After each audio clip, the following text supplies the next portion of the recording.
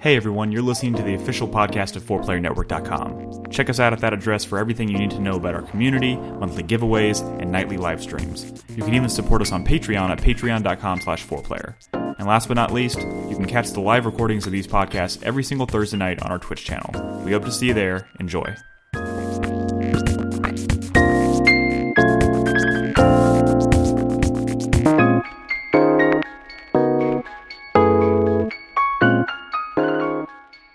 Do this. Hey everyone, welcome to 4Player Podcast, episode 683. It is June 10th, 2021, and today is day zero? I don't know. Day zero. Day negative 3. Whatever, we'll call it day zero of E3 2021. Not only is E3 upon us, it is the first. This is the first E3 related podcast we've recorded in 2 years, basically. So we're all here in LA at Chai's house, just like normal. But yeah, I'm gonna be honest. You say that, that makes me a little sad that we're not. Obviously, E3 is a bit of a different animal this year, but nonetheless, we're going to do what we normally do. We're gonna cover the event. Today we're gonna be doing predictions for the show because it starts officially on Saturday. I'm gonna go over a little bit of that in a second. There's already been some news. There was a Summer Game Fest event today with Jeff Keighley, and there's some big stuff coming out of that we'll talk about. And then, of course, we'll run down our predictions for what's going to be happening. It's weird because there's no show floor to speak of. In fact, I'm still kind of convinced that the actual digital part of the show never really came together, and really all it's going to be is press conferences, and that's it. You know what I mean? It's so weird. But the press conference, the announcements are kind of what make E3 exciting for, most years. It's what people get most excited about when they're watching from abroad or, when they're not in LA. So that's exciting in and of itself. So we'll talk about our predictions for those press conferences, of which there are a lot this year, here shortly. But before we do that, I have a couple plugs I want to make sure I mention. Chris Davis did a top 5 video before E3. I did. You did. I'm going to mention that now.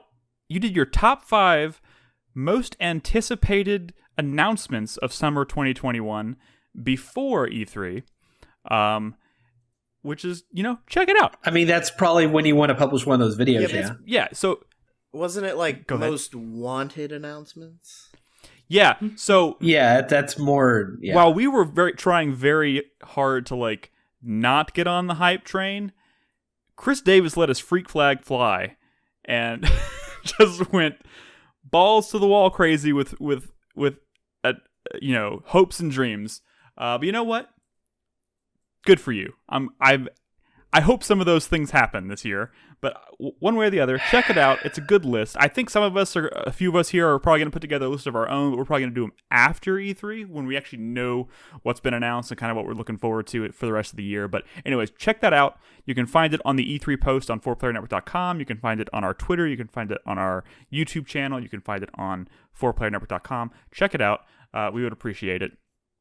I also want to mention, and maybe Chris Davis, you can plug this a little bit. You know more about this than I do, but the Nitro deal, how is that for Discord? For what is this deal with Nitro? So there's a couple of deals that are going on since E3 is happening right now on the Epic Game Store. One of the things is you can get Control for free. The other is that you can get, if you are a new user to Discord Nitro, if you've never had Nitro before, you can get 3 months of it for free. The reason why we're promoting that is because when you are a Nitro member, you get 2 free server boosts for the Discord servers you choose to join. And that would help us out tremendously in our recording quality here. If you are considerate enough, kind enough to boost our server, that you can find at discord.gg/4player. Every boost goes towards boosting our audio quality because we record these podcasts in Discord, so you can have a direct impact on the quality of the audio coming out of this podcast, at least for the people watching us record it live. And what else? So E3, right? E3's here. E3's kind of happening, kind of, sort of. No, tonight's not E3. We're doing. We put together. That's an insult to E3 Jeff Keighley. Right, sorry. Today's thing was not technically E3, but you know what? Fuck it, it doesn't matter. It's all happening around E3, so don't nitpick, Brad. We put together an E3 2021 community bingo card. Just for funsies, to kind of see how well we as a community, as a staff, can kind of peg this event and see how much stuff we can call. Brad's over here laughing, and you're making me nervous, What? Brad. I'm just excited about E3. Oh, he's watching the fucking dad. Fuck you, Nolan. Oh my god. God damn it. Brad, Did you you're realize how killing long me. it took me to scroll back through my Twitter timeline to December 18th, 2019? It took me a long time, but I did, and I found it. Wonderful. Anyway, you were talking about pegging E3, Nick. Yeah. Yes, we are. There's a 4-player community bingo card. You can find it on our Twitter. You can find it on 4playernetwork.com on the E3 schedule post. Check it out. We've already filled in 2 squares because Elden Ring was announced today. So that was on the bingo card. Also, I have already uttered the words, I might play Battlefield this year. It was originally Call of Duty, but, whatever. Battlefield, Call of Duty, doesn't matter. No. Might as well. I saw you It in can- Discord chat talking about Call of Duty, too. You were talking about Call of Duty Black Ops. No, I was talking about, I asked if how was the Call of Duty Cold War campaign? Cold War. Is what I asked about. Yeah, Right. that right. counts. I will counts. say, it wasn't literally Call of Duty, but him, the way he reacted to Battlefield was in the spirit of what Nick usually does. Yeah. Where he gets Yes. excited about a That, multiplayer game. that thing where he's like, oh, I might actually play this. And then, Joseph comes out of nowhere and is like, oh, yeah, fuck yeah, man, you should play with me. And Nick's all like, yeah, I totally will. Oh, poor Joseph. Poor Joseph. I reached out to Joseph. Joseph, actually. I did. No, that makes it all the more painful when you don't play with him. Okay. I'm going to play Battlefield just to spite you fuckers. I mean, You should. We'll take spite, Nick. Just fucking play it. Valid. All right. Well, we'll see what happens when that comes out, because it's coming out this year. We're going to talk about that here in a couple minutes. And the last thing I want to plug, obviously, we are actual quote-unquote E3 starts on Saturday, June 12th. And we are going to be doing live commentary of the press conferences. I'll be hosting most of those, and there'll be other members of the staff coming in and out. I'm not sure who else is going to be available for all of these, but I will be doing most of them. I'm taking Monday and Tuesday off.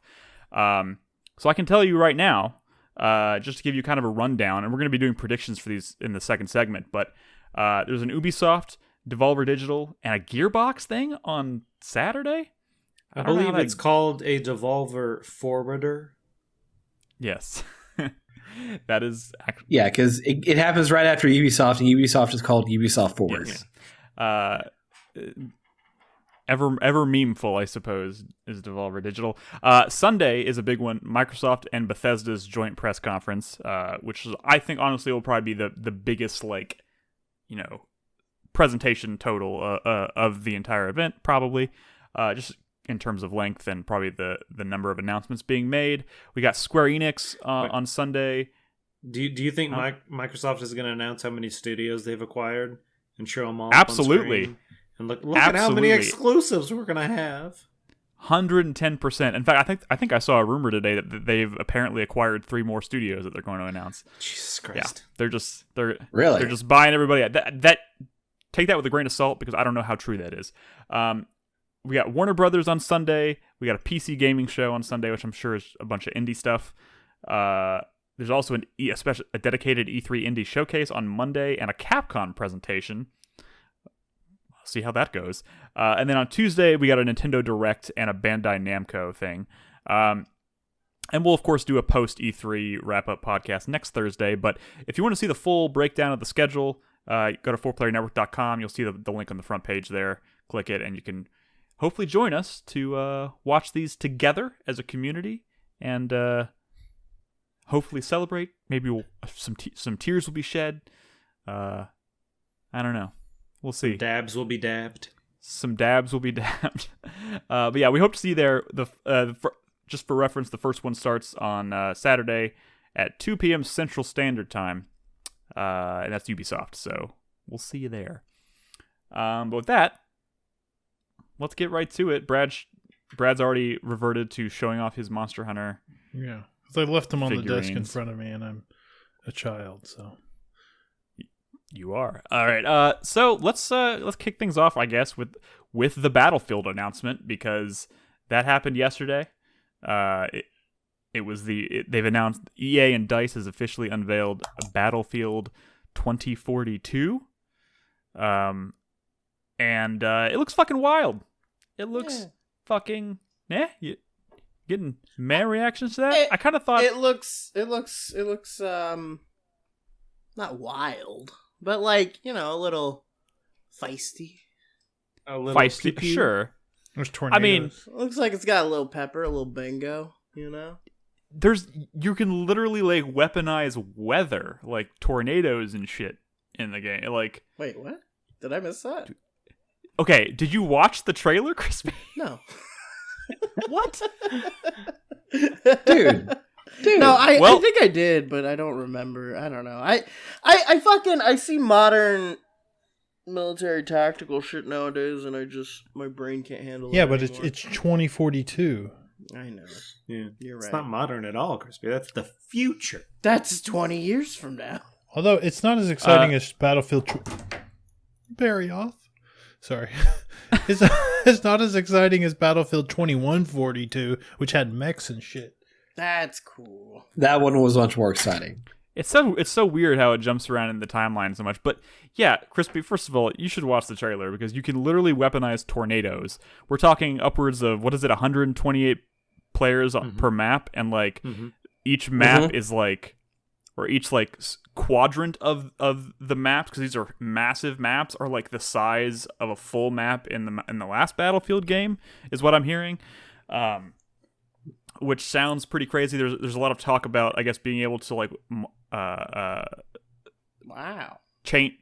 modify your weapons like on the fly in the game without having to, you know, outside of just doing the predetermined loadouts before a match starts, which sounds pretty cool. Yeah, it's Well, supposedly it's going to be a lot like what they had for Crisis, that series, Which I haven't played in where so you just long, like you point at your weapon and you just mod it whatever you want on it. which seems cool. Which is kinda It's cool. kind of like not being locked into a specific loadout right out of the gate, which can see, you know, because you can do that and then start a match and be like, oh, I've made a mistake, I don't like this, and then you just kind of have to suck it up and stick with it for so long. But yeah, Yeah, and also just visually speaking, it looks pretty.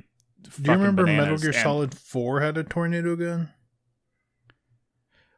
No. It was a secret unlockable gun. Shimigama. What was it? It was it was like an old school like 19th century rifle that like 1 in 3 chances would launch like a fucking tornado forward. in Metal Gear Solid 4? Well, Yeah, it was like a new Yes. game plus item or whatever. Well, first of all, that's a Kojima game. the Tanegashima. What Beck said in chat. Oh, so it's a new game plus thing, which would explain why I never heard of it, because I didn't play beyond that. Well, it's expensive to unlock, but it's it's got like a 20-second reload animation in order to actually fire it.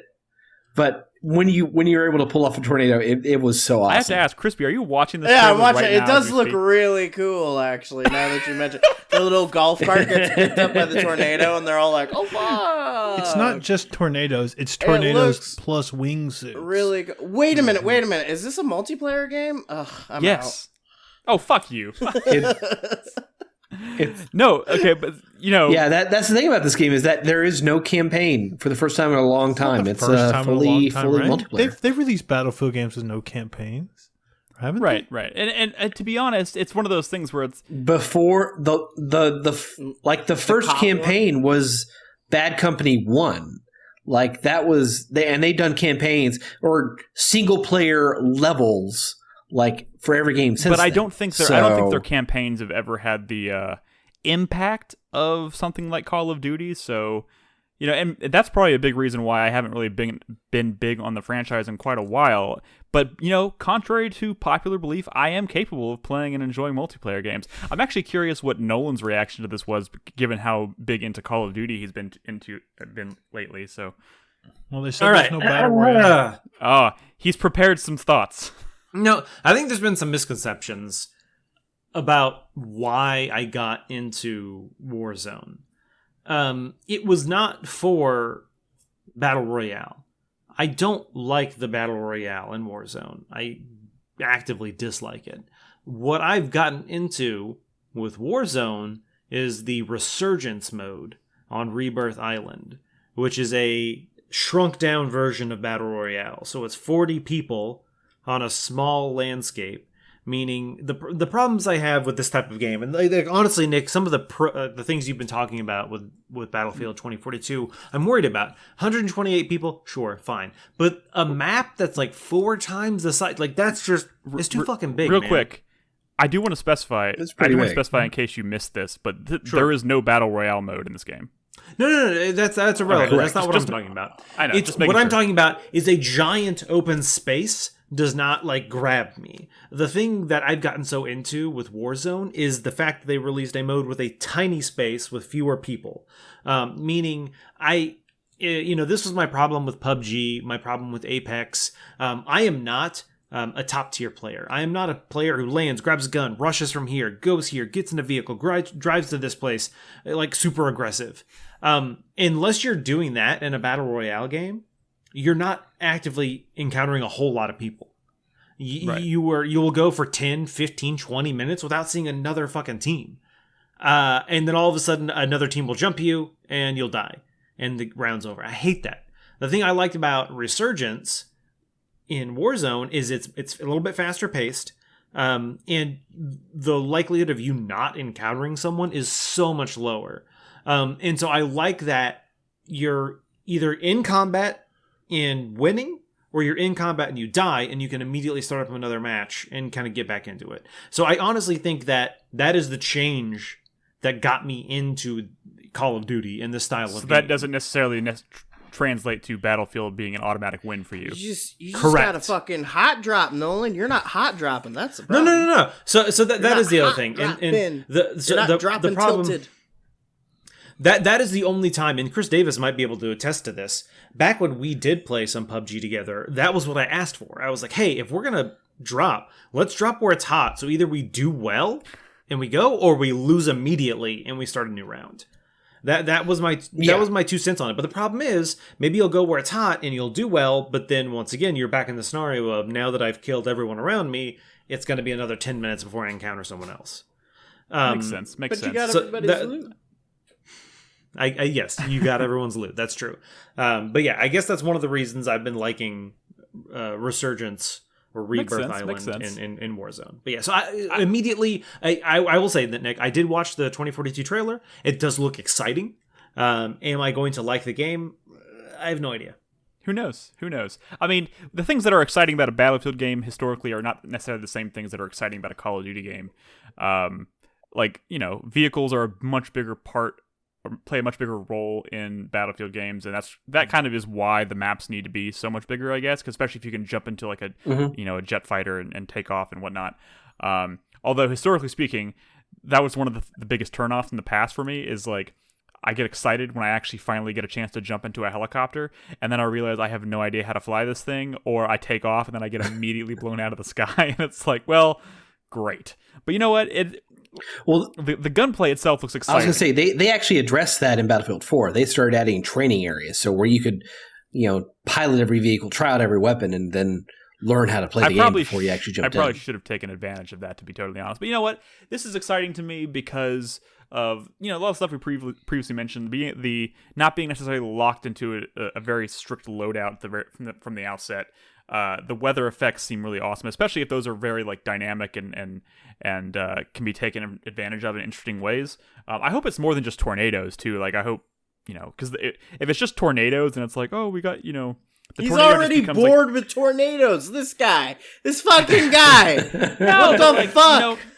They're pitched as like Well, there weaponizing- are multiple weather patterns in the game, and certain weather patterns aren't necessarily locked out of other maps. Like tornadoes can spawn on other maps. One of the maps specifically, there's a big old sandstorm happening that has buried a city. Yeah, That's but pretty it's cool. it's a So- dry heat, so it's not that bad because it's dry. Let's talk about the weather. But it gets coarse and gets Bring some everywhere. moisturizer. We are 25 minutes into the show, and we've Yeah, talked we've about talked a Battlefield. lot about Battlefield. But they are doing a couple pretty cool things with this new game. For one, they're adding in. So they've got the traditional classes, the assault, engineer, support, and recon. But for each of those classes, they're adding in specialists, which are basically kind of hero variants of characters, who will have names and background stories and special lines written for them that are related to this overarching story that they're going to tell for years. For years, I'll believe. But they that also when I get like see it. special gear and abilities. One of them they provide an example for was this woman, this assault class. She had a Surrett pistol, so you could fire that and you can heal or pick up your friendlies from a So distance. she's the medic from which is pretty TF2. cool. When do we get to the cool stuff you said they announced? Wait. Another thing that they're doing is that if the maps they don't reach that full server cap population, they will fill that in with AI bots. That could be good or bad, and we'll have to see. You know what? That really could. Let's Yeah. circle back around to battle because we're gonna get a demonstration of this, like an actual like gameplay demonstration on Sunday at the Microsoft thing. So we will revisit this because I do want to see the game in action before I make any like actual judgment calls, but whether how excited I am about it. But it certainly looked really cool from this presentation. You know what? Boyd Cooper in chat brings up a good point. Can we just jump to Elden Ring here? Elden Ring! It has horses! You got to build up to the but- good stuff. You can't just No, orgasm we straight got off the 80 bat. viewers right now. We're never going to get 80 viewers again. We need to You talk about also Elden Ring. people also want a podcast to start with like the cool juicy thing that people Okay, want. well, first of all, Brad, I know you're not really into Battlefield, but like other people are. I'm actually certainly excited about it, and I wanted to talk about it. No, so I know. I'm saying let me tell you. I'm not. Would you're saying we should keep talking about Battlefield? No, I was literally about to transition. No, I to know. some of I'm the just saying we should go from Battlefield to Elden Ring. Sure. What makes you think I wasn't going to do that anyway? You aren't gonna Let's do ta- it. Let's talk about Elden Whoa. Ring. I mean, obviously, this is Okay. the big news that came out today, and honestly, this is one of those things too, where it's like a lot of people were talking about because we have seen a lot of rumors flying around about E3 about things that are going to happen, things that be announced, things that might not be there, that kind of thing. And this was kind of one of the big ones. And for like the past couple weeks, people have been saying Summer Game Fest, Summer Game Fest, Summer Game Fest is when we're going to see Elden Ring, which I thought was kind of strange considering Bandai Namco is doing their own thing on the last day of E3. So I was like, how much credibility, like how likely is it this is going to happen? And it totally fucking happened, which makes me kind of excited because there's a lot of other rumors that now maybe have more validity than they did before. We'll see. But yeah, today was the Summer Game Fest. Jeff Keighley did an event. We'll run down kind of all the things, but like, yeah, let's jump to the big one. He closed the show out by finally not only unveiling Elden Ring, but it's like a 2.5, 3 minute long trailer with like gameplay all the way through for the most part. You get a really good look at the world. You get a really good idea of kind of how the combat looks, how the world looks, and it ended with a fucking release date, which, going into it, I was like, we'll see it. Elden Ring will be unveiled, but I didn't even think for a second that this game would have a release date. But not only did we get a I release don't know, date, man. it's January. I feel like it's not too surprising considering when the Souls games were kind of churning out, like they were coming out pretty close to like, A the year reveals apart. of them. And it was It's usually like- it was usually around January, February that they were coming out, and it was like when you heard about it, it's within a year. Yeah. yeah. So I'm not. And honestly, it was about like halfway through the trailer when it was airing, and I was like sitting here like, oh my god, this looks amazing. And then I was like, the run, like the lead time between the like final like full unveiling of the game and its release date in past few games from FromSoft has been a fairly short window, and I was like, oh my god, is this thing gonna end with a fucking release date? And then it did. No, it's January. It's like how they come out of the schedule and you have Dance with Dragons, and then like a couple of years later, Winds of Winter. It's like you got to keep it on schedule. You got to keep it going.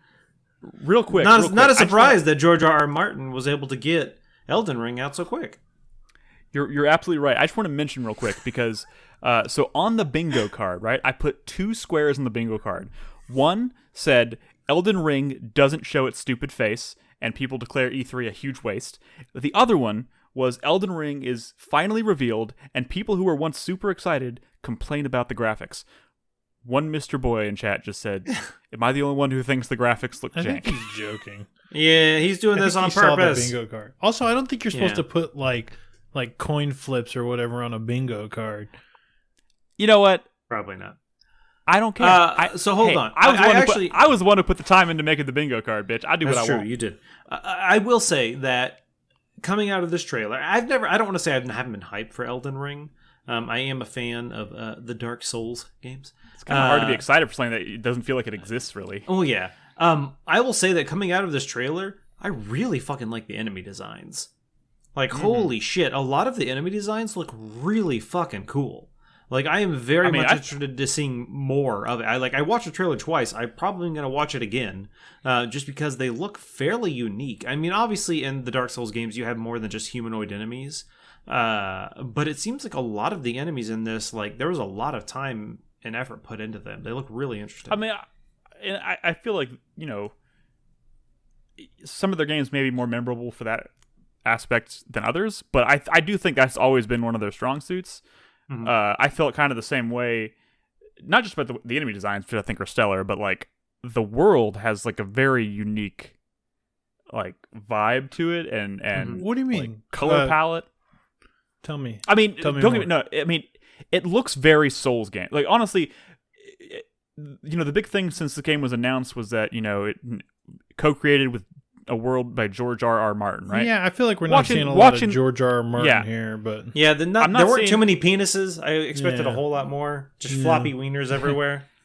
Yeah, George R. R. Martin's signature is not necessarily all over this trailer. Somebody in Discord, and it may have even been you, Brad, I don't remember, but somebody said that his influence is probably going to come into play more with like item descriptions and stuff, which is obviously where a lot of like Souls lore. I think that was a joke because that's like the only writing in a Souls game. Yeah. I mean it's a joke, but it's also partially true. You know what I mean? Also, you can't trust anything I said in Discord today. What about this game? I don't know if you saw that little blurb they put out. I'm not certain if I trust much of what you say in general, but okay. I don't know if you saw that little blurb they put out. That's basically like the box quote of like what the story of the game's about, where it explains like the Tarnished and the Elden Ring and the like become the Elden Lord and shit like that. That stuff reminded me of George R. R. Martin, but it reminded me of Wild Cards George R. R. Martin, which is so like Wild Cards is this like shared universe that he has written in for longer than Song of Ice and Fire has been around, and he still writes new stories for him and edits collections of short stories. But it's basically like it's kind of like modern day superhero stuff, and they call them wild. Like the whole thing's called Wild Cards, and it's got a lot of that like kind of.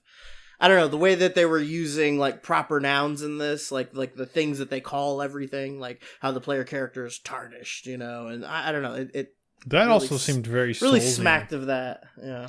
Like the player's the tarnished, that seems very Soulsian too. In fact, a lot of the story, or like I guess there was a narrator or something, that seemed very Soulsian.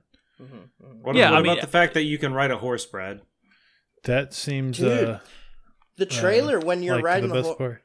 when he's riding the horse around the trailer and he goes over that big land bridge, it was giving me like fucking Twilight Princess vibes. Yeah, I was thinking like, oh my god, is this like, it's just this giant open world? You're gonna ride around your horse, you're gonna find a dungeon and like get off your horse and go in the dungeon. I don't know. Is that? Okay, wait. I don't know, man. That'd be kind of cool, guys, though, right? Pause for a second because so I mentioned this before the show briefly, but and I gotta find it, but. So there was a press release that came out with this announcement, and IGN picked it up and posted 7 things we learned from the press release or whatever. And let me just quickly mention them. Again, this is from IGN.com. It says, and some of these are kind of vague or broad, but I think they're still important. This is FromSoft's biggest game, and it alludes to it being open world, whatever. The world is completely seamless. But it says specifically, quote unquote, one of the hallmarks of FromSoft's world design is making it so that everything feels interconnected. Dungeons at the start of the game maze around and seamlessly connect to the end level dungeon. Elden Ring will do this as well with shadowy, complex dungeons that are connected seamlessly. That means you can keep an eye out for shortcuts, as you might be able to eventually traverse the world faster the deeper you go. So it sounds like it's open, but also trying to take advantage of what FromSoft has always done very, very well with its design. We'll have to wait and see how that pans out. It mentions dynamic weather, which I feel like in the past, tornado guns. It has tornadoes. Everything has tornadoes. I they think mentioned it things like in the does have past, big spells from what I saw. Yeah, some of that should look cool. Dude, it's gonna be Breath of the Dark Souls. The spell. I fucking hope so. Dude, you know what the other thing about that trailer that really excited me was the part where they just showed like those monsters like pulling that carriage around, and then the player character on his horse like rode by and was like fighting them on a horseback. Makes me think that like they're gonna be like unique like enemy encounters that just happen out in the world, like they'll just be like on their path and you encounter them when you get there or whatever.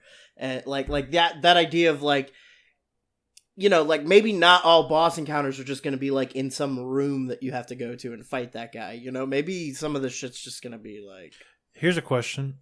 Part of the ecosystem. We know there's mounted combat, right? I saw like some spears, some lances. Are you gonna be able to couch that lance? That's what I want to know. I want to see some proper horse-mounted lance. I'm not gonna combat. get my hopes up on that front. Damn. I just what do you don't think? What do you think the combat's gonna be like in this game? Do you think it's gonna be more of a Souls game combat? Oh yeah. The animations looked a lot like Sekiro, actually. So yeah, that's what I wanted to bring up. Is looking at this from with a lens of Dark Souls, everything looked smoother, faster paced. Dark Souls has always kind of been more about you do an action and you kind of have to recover from that action, versus this looked a whole lot more you do an action and then quickly go into another and then another. So yeah, I think comparing it more to Sekiro is more accurate. Like it's like faster paced, like quicker, like sexier kind of, like I think it's going to be a combination of like the feel and fluidity of Sekiro, but with because I think in the past they've kind of tried to be like very clear about the fact that this is going to be an RPG, not necessarily an action game, which I think at the end of the day, Sekiro is kind of more of an action game, right? But like, yeah, you can definitely kind of see it just in the brief glimpses of combat we get in the trailer that like, okay, maybe this is an RPG akin to like Dark Souls, but they definitely learned stuff and took stuff from Sekiro, because the combat in Sekiro is fucking phenomenal. But maybe it's gonna be the best of both worlds, and maybe that's what they were going for. I fucking hope so, because I love both those games for different reasons. In a portion of the combat, they didn't really show any like parrying, but they did show blocking. So I'm thinking they may be going back to that kind of formula there. I mean, are there any shields in this trailer? I sure fucking hope so. Yeah, I thought there were. Oh yeah, probably. there's shields. I see a shield. Yeah.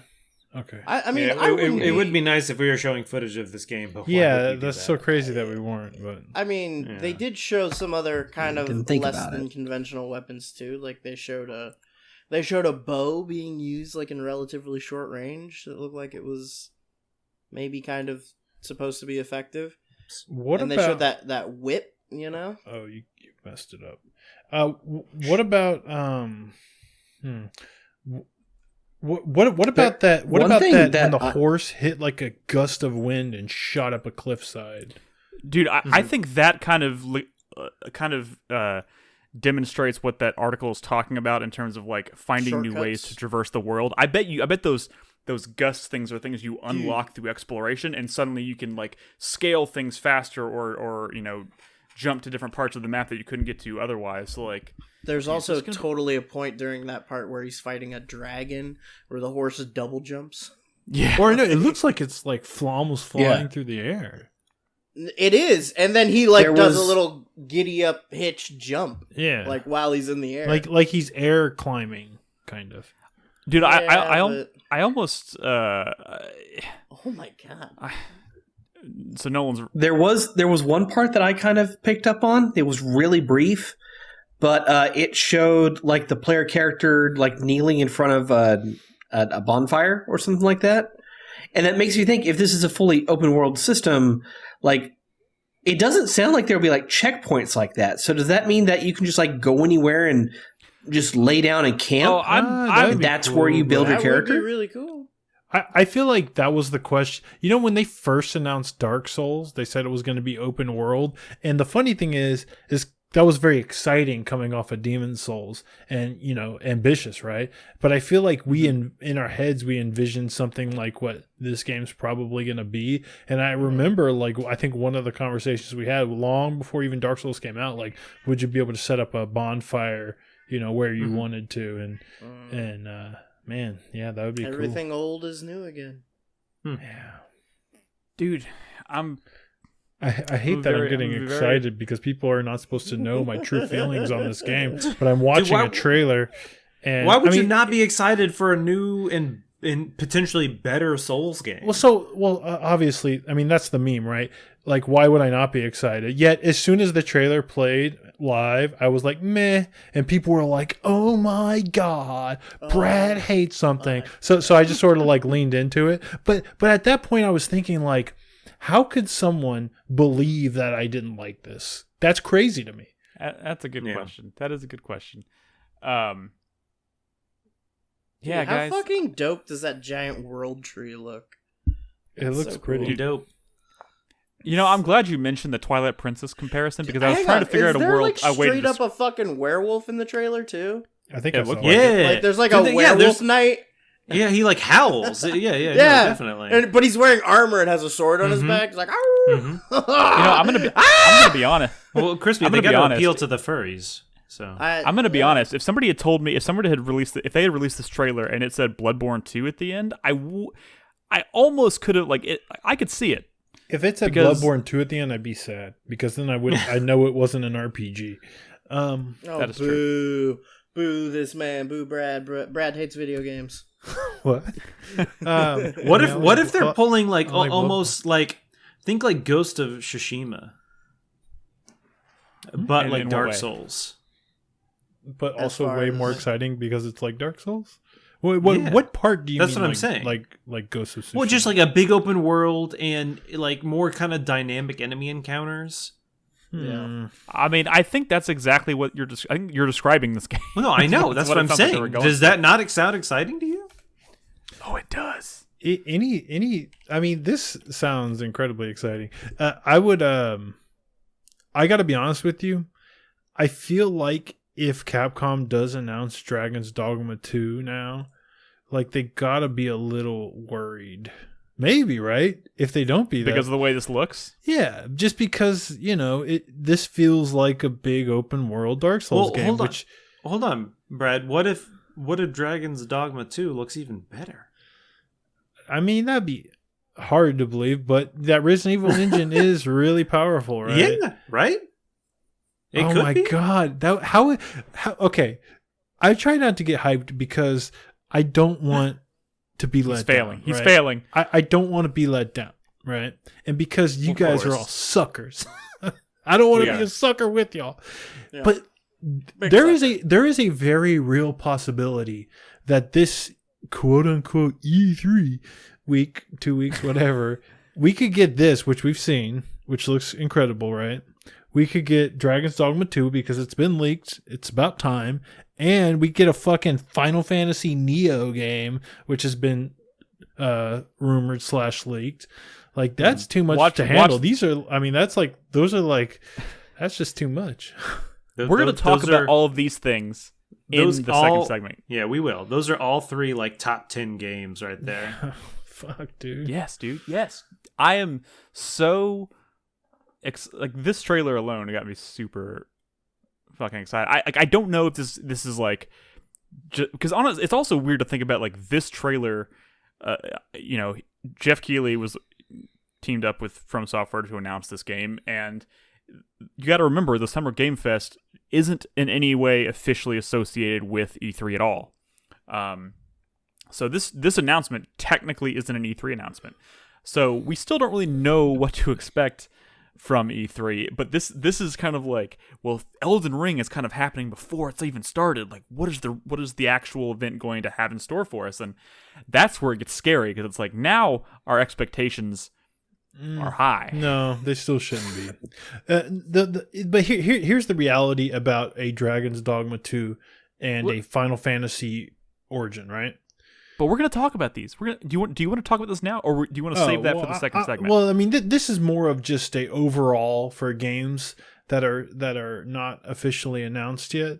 They're not going to be announced and get a gameplay trailer like we saw here. So even if those games are announced, they're probably going to be like teasers, titles, like cinematics. Right. You know what I mean. So it's not going to be this exciting because it just. But I mean, but here's the thing you got to remember too. And again, we'll get to this in more detail later. But like when you're specifically referring to the Final Fantasy Origin rumor, which Origins, is the I think. No, it's Origin, because Origins already exists. Yeah, that's the Final Fantasy Origin remake, or right? Yeah. Or no, I don't know what Final Fantasy Origin is. Yeah, 1 and 2. But this rumor about Final Fantasy Origin is not only that it's a Team Ninja Neo clone set in the Final Fantasy universe, but that there's a closed alpha coming this summer, which means it's got to there's got to have gameplay. You're right. To go with right. That seems like the studio that would have the kind of studio that would do it like a gameplay thing. Dragon's Dogma 2, not so sure, but even then, like Dragon's Dogma 2 was, the leak had it slated for next year, like quarter 2. Mm-hmm. So that Whew. I mean, if that is true. Yeah, let's pause that for a second. We'll come back to it when we're talking about predictions and all that stuff, because we're going to go conference by conference and talk about what we're expecting. You're right. I'm going to read some. We have some predictions and questions from the community. We'll read those in the second segment as well. But before we take our first break, I want to just kind of run down what else came with the Summer Game Fest today. That was obviously the big thing, but there's some other things worth mentioning. Tiny Tina's Wonderlands was announced today, which essentially is a fantasy. What's strange about this is that, according to Ashley Birch, not associated with Borderlands at all. Like, this is not a Borderland. I mean, as in, like, this is not a. It's the Borderlands universe. Yeah, but, I mean, but yeah, it's not like. I think what she's saying. She kind of alludes that it's not.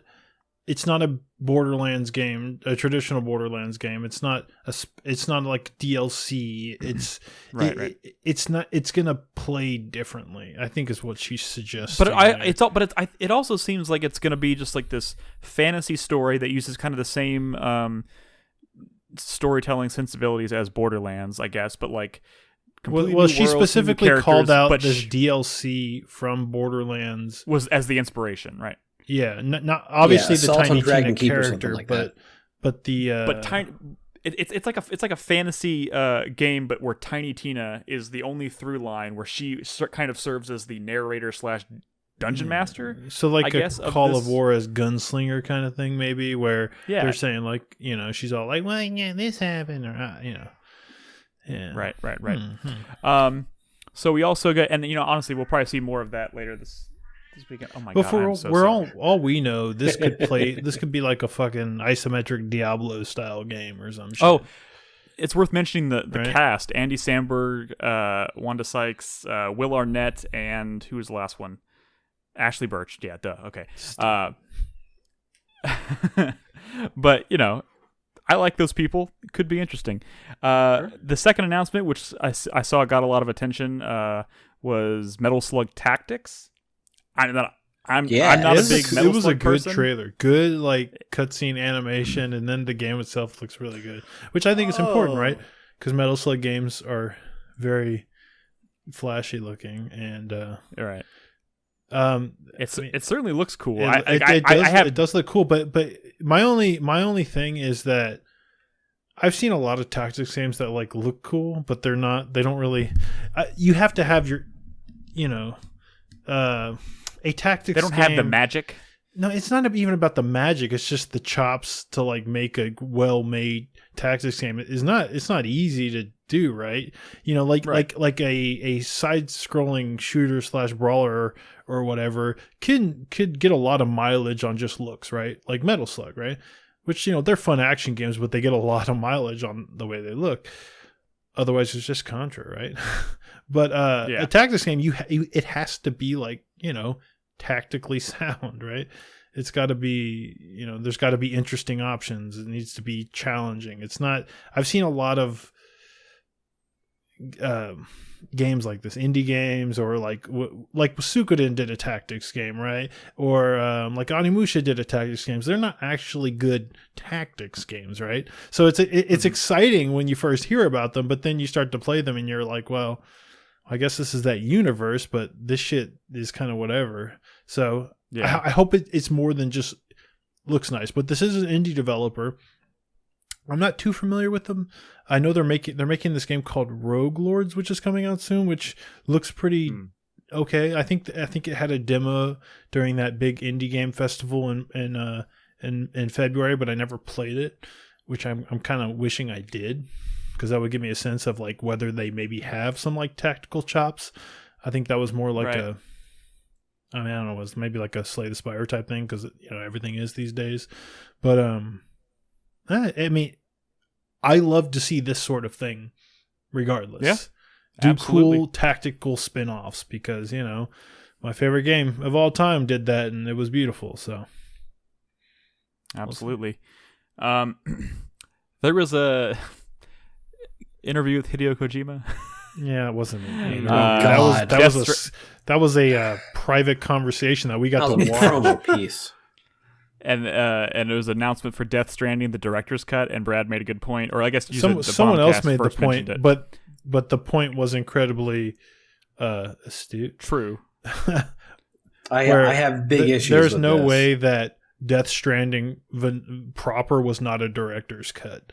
So to call exactly, the next gen version of director's cut is absurd. It's like capitalizing on the hoopla of the whole Zack Snyder director's cut. I don't think that's why they're doing that. A lot of editions that come out later are called director's cuts, not just like in games like Resident Evil director's cut and stuff, but obviously like films and shit.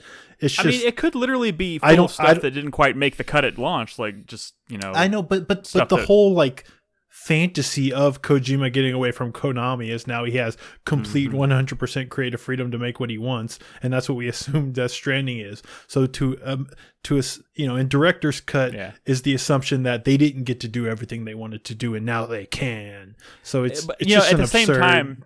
At the same time, I feel, because the whole trailer was a joke. It was like a whole nod to Metal Gear Solid. It's just a very Kojima trailer teaser, right. But at the same time, I was just thinking that's also on brand. You know what I mean? That in and of itself is a joke. It's a good joke to call it a director's cut because of what we just talked about.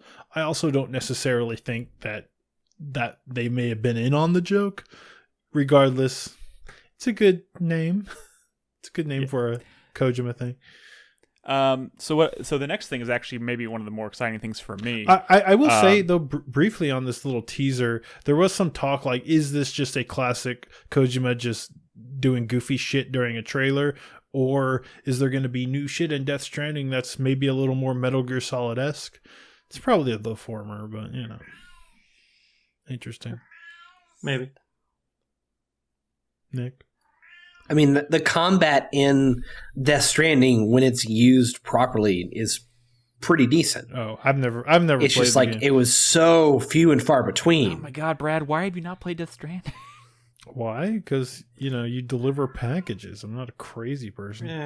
It's more than that. No, I know. It's just bad timing. It's all when about it came the out. strands. No, I I do get it. own it. I do own it, but I'm like Nick. I own it. Oh, how was that not on the bingo? That's the most classic Nick phrase. I own it. Dude, I asked for ideas own for the bingo Battlefield card for like a 5. week. You know what? I was shocked that I didn't put on the bingo card. Is that like somebody asked me how many pre-orders am I or how many games am I going to pre-order during the show, and I'm like, well, I've already pre-ordered Battlefield, so probably a lot. So that should have been on the bingo card.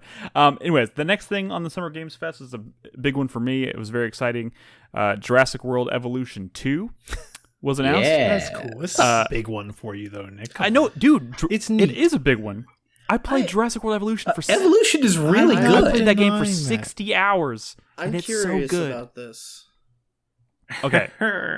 It's a sequel to that other one, right? Okay, but the implications of this trailer seem to be because they're starting to tease the marketing for the new movie, right? And if you've seen the last movie, it basically ends with the dinosaurs escape onto mainland, whatever, I didn't right? know they were Sorry, doing another spoilers. movie. I didn't know. Dude, it's a trilogy. Dude, yeah. it's gonna So, have Sam called Neill and Jeff Dominion. Goldblum and I heard some shit that uh, Universal wants to merge my God. Jurassic World And and Fast and the Furious, and that Dude, is I incredible. tweeted about this. Dude, honestly, that would make an amazing fucking movie. yeah. Dude, someone all would of definitely, 100% without a doubt, someone would say, must go faster. Yeah, I don't the think- Fast In and that the Furious fucking crew are crossover basically movie. superheroes. I just want to see Vin Diesel punch a raptor. I don't think it could guys. possibly damage either franchise. Exactly. Okay, it could damage Fast and the Furious. I don't No, think it could. couldn't. I don't Oh know. my Have you God. seen a Fast and the Furious movie? They're I've fucking Brad, goofy. Yeah, especially the past in the 7 Hobbs years. They Guys, already aren't hold on, done. hold on, Guys. Nick, hold on, Guys. Nick, real quick. I know. We'll get back on track, but real quick, Everybody's talking over each other. Brad. He fucking flexes out of a cast, Brad. I know, it's incredible. It is incredible. And you think adding Elba has a sentient dinosaurs? motorcycle. You think adding dinosaurs to that universe would not make it better? No, I'm saying that the dinosaurs need the Fast and the Furious crew more than the Fast and the Furious crew need the dinosaurs. 'Cause Okay, those sure. Jurassic World movies are oof. Sure. Okay, Okay. guys. Sorry, Guys, Nick, let's get oh back my on God. topic. What's up, Nick? I love how I just wanted to talk about how excited I was for Jurassic World Evolution, and y'all hijacked it and talked about Fast and the fucking Furious. Hey, that's It's exciting. relevant, Nick. It's relevant. It's on topic. Also, so the idea of Jurassic World Evolution is really, really interesting to me. And it's really well executed too. The thing about the thing about them releasing a sequel, especially this soon, makes me wonder. And I haven't really looked into this, so maybe as two of you have played the game, maybe you can tell me. How was their post-launch support? Like, how many expansions did they do for it? Like, how much did they Quite a add? bit. They did quite a few. I didn't actually play much, because I played like 60 hours of it before they ever released it. I and then remember like the main complaint when it came out being that yeah, it's fun, but like the people who were really into theme park managing games and shit like that were like, there's just not a lot going on. There's not a lot that you can do as far as like the whole running the business side of it, like customer satisfaction side of things. You know? It was more just about making dinosaurs and pumping them out. Like, Well, in the documents that are going out about this reveal, that's one of the primary things that they are addressing. So they're going to expand on that. They're going to add more species, obviously. I think there's 75 now. That's a 78, lot. I think is what they said. Yeah. And they're also adding both a campaign, but they're also adding another mode in which you try to counteract the events of the movies just when shit's going wrong. Yeah, they have Like these for example, when special events that when Nedry's virus goes out and fucks up Jurassic Park, supposedly you take over from there and try to fix the situation. Wait, so it's like Yeah. Frostpunk with dinosaurs? maybe. Actually, Frostpunk did come up. But what's interesting to me about this is they're starting to ramp up. They're starting to tease the the marketing for the new movie, right? And this trailer obviously doesn't go into. I mean, it's largely cinematic, but it does seem to imply that this is like you're on the mainland, and it's kind of like it looks like it's going hand in hand with what's happening in the movies. So I'm wondering, is it like about wrangling dinosaurs in the wild and then just kind of creating parks around their natural habitat? They're like their new. I'm not really sure what's happening here, but that would be so fucking funny if that's like what their strategy is with dealing with dinosaurs. Is like this franchise has finally gotten to a point where they're like away from the park, and they're like, what if like just dinosaurs existed in the modern world? And their answer to that is like, okay, well we got to build Jurassic Parks around them. Like they should just make it a Monster Hunter game. Okay, first of all, that's just me speculating. That is not necessarily what's actually happening. That's a funny idea. Well, the kind of fun thing I like to think about that is that in the first evolution, the main way you got dinosaurs was by sending out research teams around the world to get ember samples with blood in them so they could clone them. In this, what if you're not doing that and instead you're just like ordering dinosaurs from off the map and then they just get flown in? I mean, that's probably what's exactly what's happening. All I want to be able to do is make a roller coaster with a loop in it that doesn't have an end, and the track falls into a pit of dinosaurs. Mm-hmm. Dude, if you can't make the Velocicoaster from Islands of Adventure, like this game is a failure, right? Like you need to be able to make a roller coaster that goes through a Velociraptor paddock. Definitely. We're gonna move on, but Mr. Dinobone's Wild Ride. I just want you all to know that all jokes aside, Jurassic World Evolution was, Nick, a fucking delight. It's not that I never believed you. It's that you love dinosaurs in Jurassic Park so much, and you have so little history with this type of game. I didn't know if like. I mean, I believe that you really enjoyed it. I just didn't know if it was. You're right. So why didn't you believe me? Well, that's true. I guess you did talk about it too. Yeah. Maybe I was just louder about it. I don't know. I may have missed that episode, to be honest. All right, we need to move on. There's still other things I want to mention. I'm going to rattle these off because those are kind of the big ones. There is they announced Salt and Sacrifice, a surprise sequel to Salt and Sanctuary. How are you gonna hold on? How are you going to rattle off Salt and Sacrifice, Nick? Yeah, how are you gonna rattle that shit off? Well, because y'all hijacked my Jurassic World Evolution talk and talked about it for like 15-minute conversation. How many of us had Salt and Sanctuary in our top 10 that year? True. Ask Ed. I don't know, man. They just took Dark Souls and removed a dimension.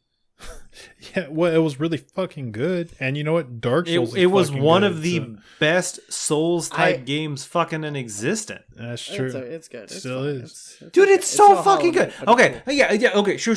You say that now. Go back and just fucking boot up Salt and Sanctuary and tell me you don't immediately get re-addicted to that game. Because it is phenomenal. I genuinely do not like the art style of that game. That's fine. Okay, so hold on. I will. That was my biggest complaint about Salt and Sanctuary. I agree with you there. Didn't play it because of that. If Team Cherry, a lot of shallow art people director. Hang on, no, hang on. We're gonna derail and talk about this for a second, Brad.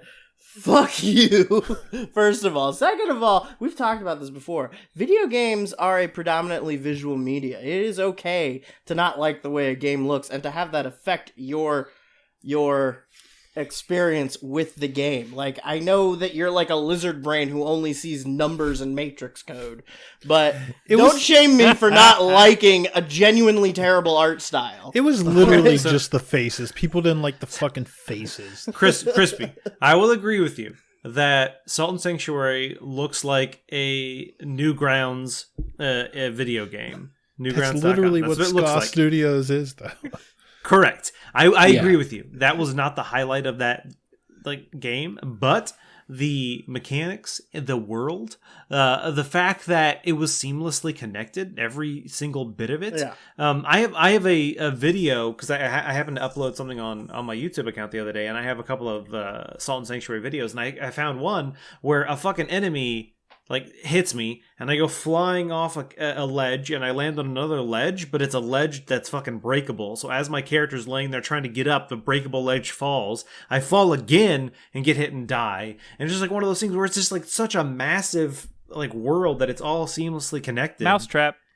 Oh yeah, it's definitely Mousetrap, but I just remember that game just being so much They fun, fucking like being got super it, too. addictive. There was a lot of games that started to like adopt Souls-like elements, but Salt and Sanctuary, from the top to bottom, I feel like they really got like the mechanics and the flow, like that loop of like what makes Dark Souls like a really satisfying like exploration game. They got it, and they introduced some like new ideas where they took like the Estus flask idea of this thing that replenishes each time you sleep, and you can increase that number with like other items and stuff as well, and which I think found its way back into like other Souls games.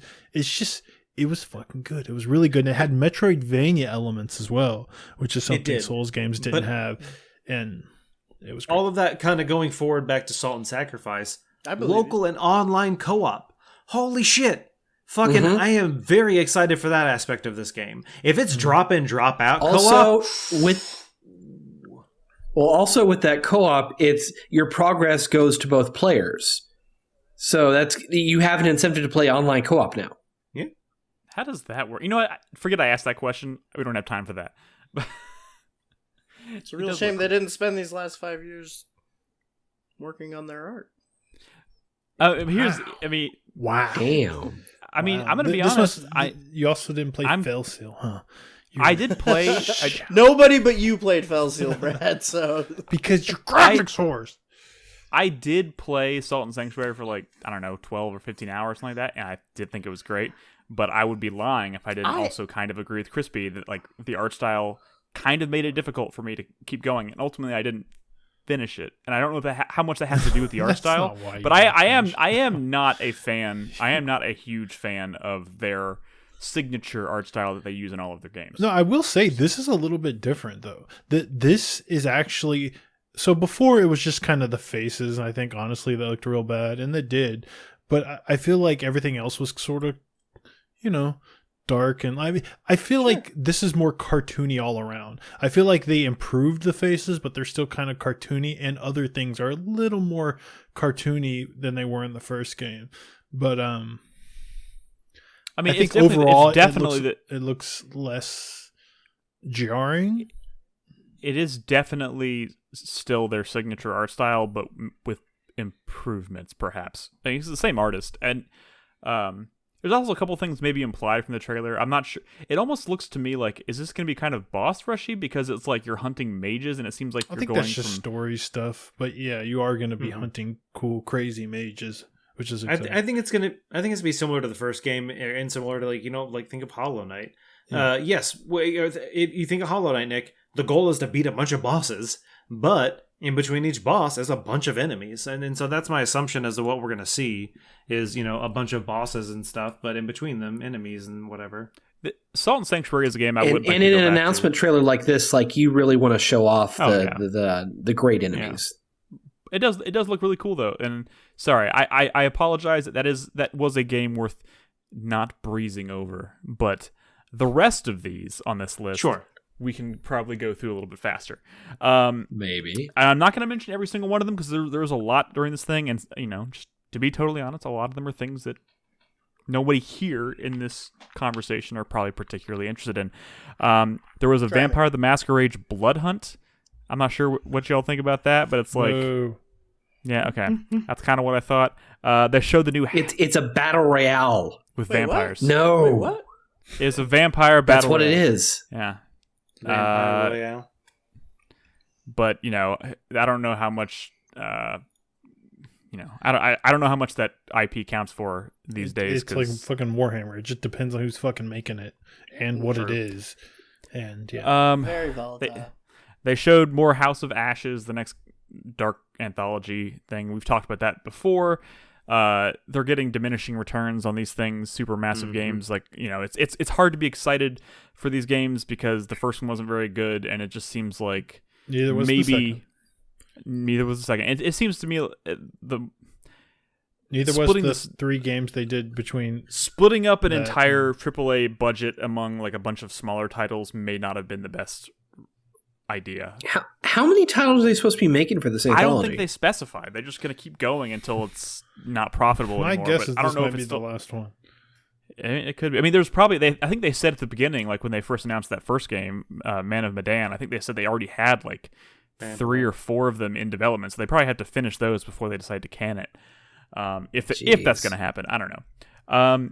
They showed a new trailer for Tales of Arise, gave it a release date. Oh, can I say there's this paladin / cleric looking lady with a big shield and a mace, and she's gonna be my waifu / main playable, I think. And she has like it looks like somewhat normal looking white. I mean, compared to the outfits you these days you get in a fucking Tales of game, which are tragic, this one looks pretty good. I like it. All right, but there's no children characters for you to play as, Brad. Like, is this game even worth playing for you? I mean, look, I get the joke when it comes to Genshin Impact, but like, not every game with an anime character equals Genshin Impact. Chris Davis, I've been playing Tales of games like for 20 fucking years. He's not wrong. But I mean, I get the joke. Ha. Ha ha ha! We're having fun. Oh my god! They did announce a Genshin update though. Guys, we've got to get through this list. We still have predictions to do. I know. Planet of Lana actually looked pretty cool, like a little side-scrolling. Yes, Limbo-y inside. Yeah, very Limbo inside. Yeah, it's like the anti-Limbo. I'm hoping it's more platformy by the time, because it looks like a high jump. It's sides. Is that anti-Limbo? Me? No, he said anti-Limbo, and I said, would that be the high jump? I think he's just saying because it's brighter and more vibrant than Limbo. Oh, okay. Limbo is very... Well, it's colorful, but it still has that kind of gameplay vibe to it. Slower pace, side-scrolling game. We'll see. Let's see. There's a new studio named Deviation Games. It's partnered with Sony to be I guess... And... they didn't say a damn thing about the game they're working on, so there's not much to say there. But if Sony's partnering with them, that actually carries some weight. I feel like it says something about what Sony thinks about their product, because they were actively referring to Sony's track record with like big AAA games like Horizon and Ghost of Tsushima and stuff. And it's kind of like if you're touting a new partnership with Sony and specifically referring to their track record with those big AAA types of games, like it kind of establishes something in your mind about like, okay, maybe this is kind of the kind of game they're working on. So who knows? But they didn't say anything about it. Tunic made a number of the developers on that team are actually former Treyarch. Yeah, former Treyarch. And then Tunic made an appearance. Mm-hmm. Still no news or release date on that. Evil Dead the game, which looked like Dead by Daylight, I guess, but I don't know. It looked pretty cool. Look pretty. Well, they got Bruce Campbell for it. Pretty all right. Looks pretty all right. Honestly, the way the gameplay was working, it kind of gave me a little bit of Evil Within vibes. Yeah, maybe. I mean, come on now. Why not? I'm sorry, which game? Evil Dead. Evil Dead gave you weird. From the camera perspective and the way enemies were approaching and attacking you, the lighting kind of felt like that. Nice, but still, it's a bit of a stretch. But we'll see. Lastly, I want to mention, just because Chris Davis probably would kill me if I didn't, Prime Matter as a new publisher, and they're apparently publishing Payday 3. So it's Koch Media opening a new publishing house, and everyone they have a contract for is going to be under that publishing house. Right. So and Payday 3 is on there, but like, what the hell does that mean? Because that's like another 2 or 3 years out at least. There was a rumor that Payday 3 is going to show up at one of the press conferences. Go ahead, Brett. Can I ask you a quick question? We saw a little bit more of Solar Ash. Is that a game? This is now the second time we've seen like gameplay of this game. That looked cool. This is from the creators of Hyper Light Drifter, but I feel like no one is really... Seems like they're too into this. I don't know what to expect from it, is the honest answer. It looks like a fucking 3D... Like, it looked like fucking Shadow of the Colossus. Yeah, it looked like meets ice skating. So the problem Yeah. is everything I saw was, yes, taking down one of the Colossi and Shadow of the Colossus, the flying one in the desert. That's what it looked like. Is that the entirety of the game? Is there more to it than that? Like, I kind of want to know more. Yeah, you don't know much about it. Yeah. Pretty sure. Yeah. I don't. Who knows? I don't know. Hyperlight Drifter was really cool. Oh, it definitely was. Which is why I thought people would be more excited about this. But I guess it's all these showings have been awkward at this point. Maybe like this was a this was a 1 minute long like single like boss quote unquote encounter. So It didn't have much context to go with it, so I don't really know what to think. Weird way to show it off. Yeah. All right. That kind of concludes the bulk of the stuff that was shown at Summer Game Fest. I want to take a break. When we come back from the break, we're going to go down the list of presentations that are coming starting on Saturday. We're going to talk about what our expectations are. We're going to answer some questions and talk about some of the expectations from the community in regards to those press conferences. So, if you're watching us live, don't go anywhere. We'll be back in just a minute.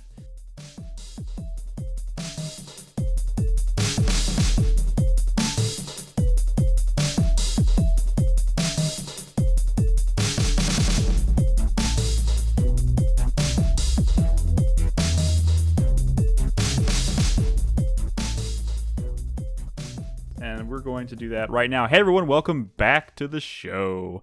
As I mentioned earlier, E3 2021 is about to begin officially, I suppose.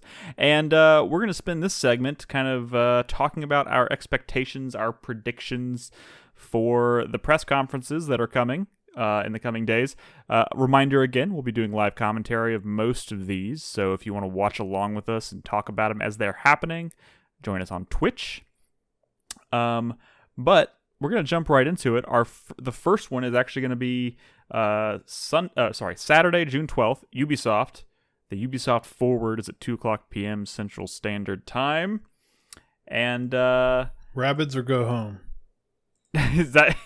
I mean, honestly, nobody's ever said that in their fucking lives. No, hold on. Could you? What if they did like a Zelda versus Rabbids? That is specifically the expectation I think people have. Really? I just pulled that out of my butt. Dude. That's what I want. I want another Kingdom Battle, whatever you want to call it, Mario vs. Rabbids. Preferably with another Nintendo IP, or maybe, all Nintendo IPs. But what the fuck, that game sold really well. It came out in 2017, the same year at the launch of the Switch, which was, I guess, the best year the Switch has ever had, because that's when all the good games came out. Come on, it's time for another one. It's been 4 years. Come on, what the fuck? I want to see a rabbit wearing Princess Zelda's dress just get the absolute shit kicked out of it. Yeah, and you will, because Rabbids... No, that's not what they'll do. They'll do the Zelda in the pants, and they'll do the ass shot with the camera. But it'll be a rabbit. It'll be the worst thing. And then it'll be a rabbit, and we'll be like, "Oh no, we were thirsting after a rabbit." No, they're gonna do, and then we're like, "But them cheeks, though." They're gonna do Ubisoft presents Rabbids Royale. That's what they're gonna do. No. These are all horrible ideas.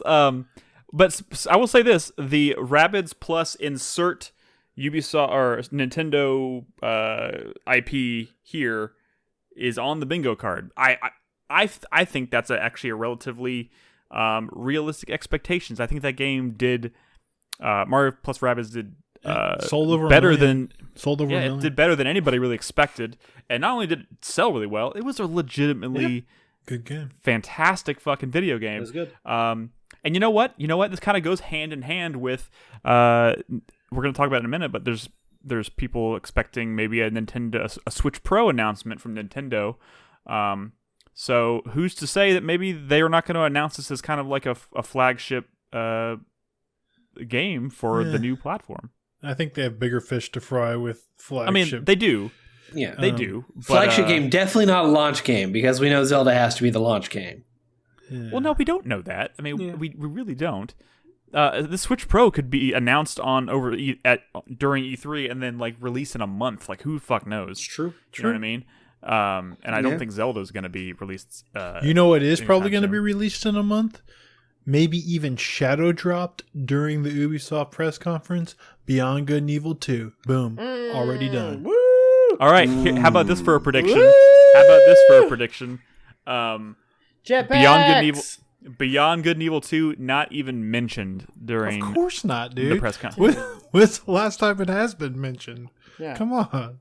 Plus, of course didn't not. the guy who was I heard that... on a podcast today that I downloaded today, Jason Schreier saying apparently that game's still really early. Yeah. Yeah, I saw that. Real quick, I'm going to be kind of rattling off.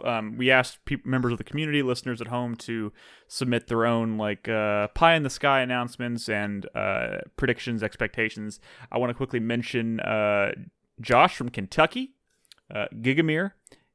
He said his pie in the sky announcement would be that Beyond Good and Evil 2 somehow proving that they fully realized what was shown from the 2019 gameplay demo.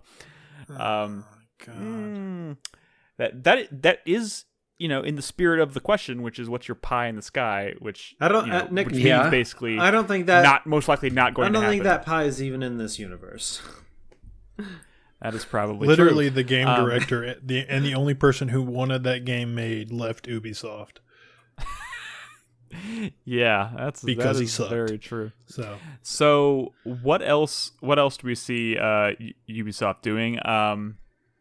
They're going to spend, unfortunately, I say unfortunately, but I'm sure they're going to spend an unfortunate amount of time on the newly rebranded Rainbow Six Extraction, I think is what it's called now. It used to be called Quarantine. Amount of time. You're giving me shit about trying to move on from Battlefield, dude. Like, people love Rainbow Six Siege, so go. But does anybody here? I enjoyed what I played of it. Not me. That's besides the point. All right, fair enough. I was speaking purely for myself. It's one of those things where it's like Ubisoft is one of those studios that I feel like has a lot of potential every year to surprise. I always think about, there's been years where there's been big surprises from Ubisoft, and there's been years where there's been like nothing really to speak of. Well, they've also had a bunch of surprises that nobody gives a shit about. That is also very, very true. And it's just like every minute they spend talking about Rainbow Six, for me personally, it's kind of a bummer because it just means less time for them to talk about truly exciting surprises. I'm sorry, Chris Davis. I don't think this is the year you're going to see a Splinter Cell from Ubisoft. Don't spoil my top 5, man. It would be welcome. Well, I'm going to be honest. That thumbnail I made for your video kind of spoils your That was kind of shitty. Okay, but I'm pretty sure anybody who knows you, that's not a spoiler. And the important thing is the substance, is what you actually have to say about it, which is great. But again, I think that's a little bit of pie in the sky. But you know what? Goddamn, if that did happen, that would be a real fucking surprise. I would cry. I know you would. What else? They're definitely going to talk about Far Cry 6 because that's been unveiled and it's coming out in September, I want to say. I think so. So I'm sure we'll see gameplay of that, which honestly, after that last presentation, I'm going to be honest, I wasn't particularly excited about Far Cry 6. And then we've got that kind of, I forgot how long it was, that fairly brief look at what it's going to look and sound like. And there's a lot of things in that trailer, and that little gameplay, that short gameplay trailer, kind of like the Elden Ring trailer, where I was like, ooh, this looks kind of fucking exciting. A lot of leaning into the wacky shit. The Macarena gun? The Macarena gun, shit like that. But also just the world actually looks more interesting than I was expecting. I don't know. So I'm eager to see that, but also a very known quantity. I don't think what it's going to What does the Macarena gun do? It's like a it bans streamers. You're shooting. That's funny. You're shooting discs. Actually, it's like right, but like it's playing the music while you're shooting. I don't really fucking like know Revolution how it works, X. I know it. I know all about that, dude. But also they're probably gonna Gigamir in chat mentions the there's a third person mode in Far Cry, which is a first. That's weird. So I am kind of I'm curious to see how that's gonna look. Nick, it's not first. I would imagine. What did I? They couldn't figure that out for Resident Evil. You said it's a first, but it's not a first. It's third person. Oh, I know. Sorry, I meant to say there's a third-person mode in Far Cry. It was a joke. It was a bad joke. You said it right. Don't worry about it. God damn it, Nolan. Don't worry about it. Do we think there's going to be any actual like surprise, like new IP or some? It's Ubisoft. The surprise was Beyond Good and Evil 2. They're gonna announce a new Let's Dance game in the characters. I mean, I frequently think about like when I think about like some of my favorite moments, like announcement moments from E3. I still remember that initial Watch Dogs took me by surprise. Regardless of how the game turned out or how it didn't maybe match what that original trailer was, that was a genuine fucking surprise when that happened, and that blew me out of the water. And so they have it. They're capable of it. I just don't know how realistic that that expectation is. Yeah. But also Gigamir, his E3 prediction actually is another Ubisoft Nintendo collaboration, in the vein of Mario and Rabbids or Starlink and Star Fox. Although I think it's more, I forgot about that one. But we talked about it. But I think the Rabbids thing is a pretty safe bet. I mean, honestly, that could be safe bet. I would not say safe bet. That would be a huge. You don't surprise. think it's safe? No, it's been 4 years. I feel like if they were going to do another one of those, they would have done another one of those. So. Maybe. I don't think we're going to see. I'd be super excited. I don't think we're going to, and nor do I really hope we're going to. I know this sounds weird coming from me, but I don't want another Assassin's Creed teased or anything. I wouldn't be surprised if they did, though. Yet. There is a rumor going around about a Clancy crossover title with Rainbow Six, Splinter Cell, and Ghost Recon. That's PvP, and I'm automatically turned off. Isn't that a cell phone game with like cartoony graphics? That there is that, yes, but this is like they're talking about like a separate console project. Mm-hmm. Also, I'm thinking about like was that alluding to an actual crossover or saying that it's some PvP game that borrows elements from all those games? And no, that it features like all three franchises in one game. A battle royale. What if they're like different hero characters? They could show that Splinter Cell VR game. Yeah, they could. Which may not be what you're looking for, but think about this. Think about Half-Life Alyx. Think of what that turned out to be. That turned out to be that is hoping for way too much. I know. But I'm saying it's possible to release a VR exclusive title and have it hit be as impactful and as important as just another Splinter Cell game, which is what you're obviously hoping for. It could surprise. There's also an Assassin's Creed VR game that's in development. I think there's a better chance of that being shown off. Well, I mean, honestly, of those two things, the thing I would want to play personally more would be the Splinter Cell VR game. I feel like that lends itself to the platform or the mode more. I was not expecting that. Brad, you're smiling. What are you? What? Oh. No, I was just thinking about how much I enjoy VR games when I play them, but the thought of them makes me angry. Like, fuck VR games. But then I start playing one and I'm like, oh my God, VR is incredible, which is absurd, right? Yeah, a little bit. All right. I mean, is there anything else? I mean, I don't really, beyond what we've talked about here. Let's move on. What else we got? Yeah, it's fairly safe. So the next one after that is no real point even trying to make predictions here, but Devolver Digital's doing a thing, and obviously that's going to be chaos. More skit than games again. Yeah, and they don't really have IP that makes it easy to predict. Mm-mm. It's going to have a bunch of indie stuff, and some of it's probably going to look cool, and some of it's probably going to look weird, and some of it's probably going to look poop. Brad's not wrong. Gearbox is doing an E3 presentation. How much you want to bet that's going to be 100%? Wonderlands and maybe more. I mean, Borderlands DLC. Is it? There'd be more Borderlands. Yeah, both. Gearbox. Are they doing anything besides Gearbox those two properties? THQ now, right? But it's just Gearbox. Yeah, THQ bought Gearbox. Yeah, but this is just a Gearbox-centric presentation. Yeah, so it's probably just going to be. It's probably going to literally be a focus entirely on showing off Wonderlands. Mm-hmm. There has been some talk show it. about Gearbox showing off one of the games they're publishing, Oh, I forgot they're a publishing house now. Yeah. Well, no, they're not. Well, I don't think they are anymore. They're owned by THQ Nordic. Yeah, but So they got to THQ honor those existing contracts, though. So Sure. So yeah, not much to predict there, but those are all the things happening on Homeworld. Saturday. That's what it was. Homeworld. Homeworld 3 they've been working on for quite a while. So True.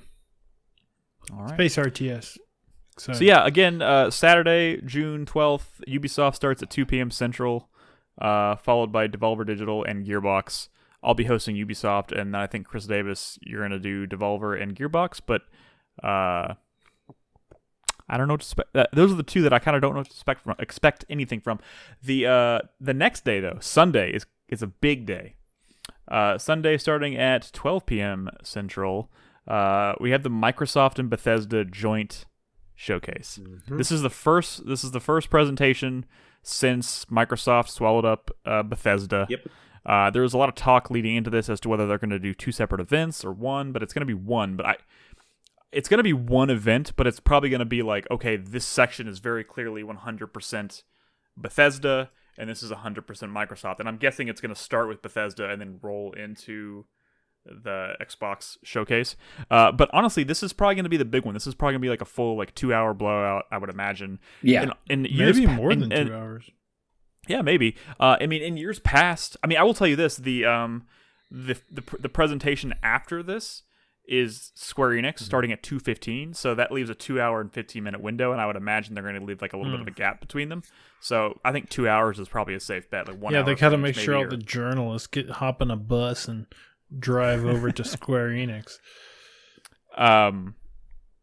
But that 15 minutes might just be wiggle room in case they go over a little bit, because I think it's still a live thing. I think maybe I don't know, or if, I don't know if it's pre-recorded for some of these or if they're doing it live, whatever.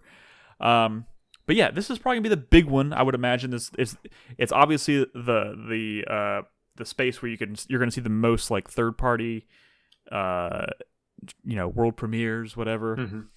And in years past, in the past 2 or 3 E3s, Microsoft is actually kind of surprised by being saying, "Hey, we acquired this studio, so now we're gonna have their game." Well, that's been the thing, very in the last year or two, right? But about 2 years. At the same time, the last 2 or 3 press conferences we went to, it was they showed off 60-something games. I think it's because they've been focusing on a lot indie. Of them looked awesome. They've been trying to do what Sony was successful at and saying, "Hey, we've acquired. We're launching this indie game, not necessarily an exclusive, but we will have this indie game." And they've let us show a trailer of their game, and so I think that's what we're going to see. They've very obviously started to notice Sony gets a lot of good press around E3 because their press conferences have been so software focused, and it's all about games. It's they don't spend a ton of time in between announcements. It's kind of the Summer Game Fest today, where it's boom, boom, boom. They just go trailer to trailer to trailer. Nick, it's Summer Game Fest presented by Prime Gaming. Prime Gaming, yes, thank you. Sorry, I'll make sure we get our royalties when we mention this. But Microsoft, look, they just blowing a bunch of fucking smoke, man. Lots of teaser trailers. That console's been out for 7 months and they still haven't released a fucking video game for it, man.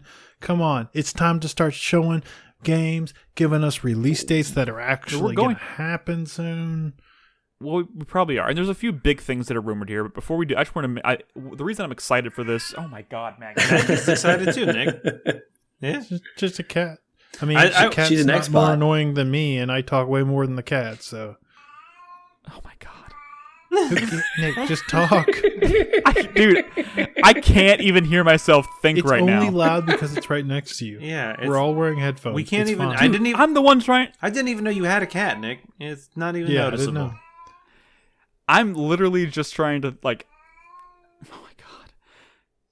Okay. Sorry. Microsoft. What were we talking about? Microsoft. Mm-hmm. I don't know. What were we talking about? Okay. Microsoft, so right? Jason Schreier said on a podcast that came out today that Starfield, they will show Starfield. Mm-hmm. That Starfield. I know there was some talk about maybe it'll be like Fallout 4 where they kind of show it off and release it soon. Mm-hmm. He said that they're going to give a specific release date and it's late 2022. as of now. Wow. So But, it's like- not coming out anytime soon. And I know that's going to be a bummer, but at the same time, people are just going to be excited to see it. Yeah. Microsoft I- needs something so bad. I wouldn't trust it if they said Starfield was coming out sooner than that. But Well, dude, you say you that, know but what- what about you know what- Fallout, you know?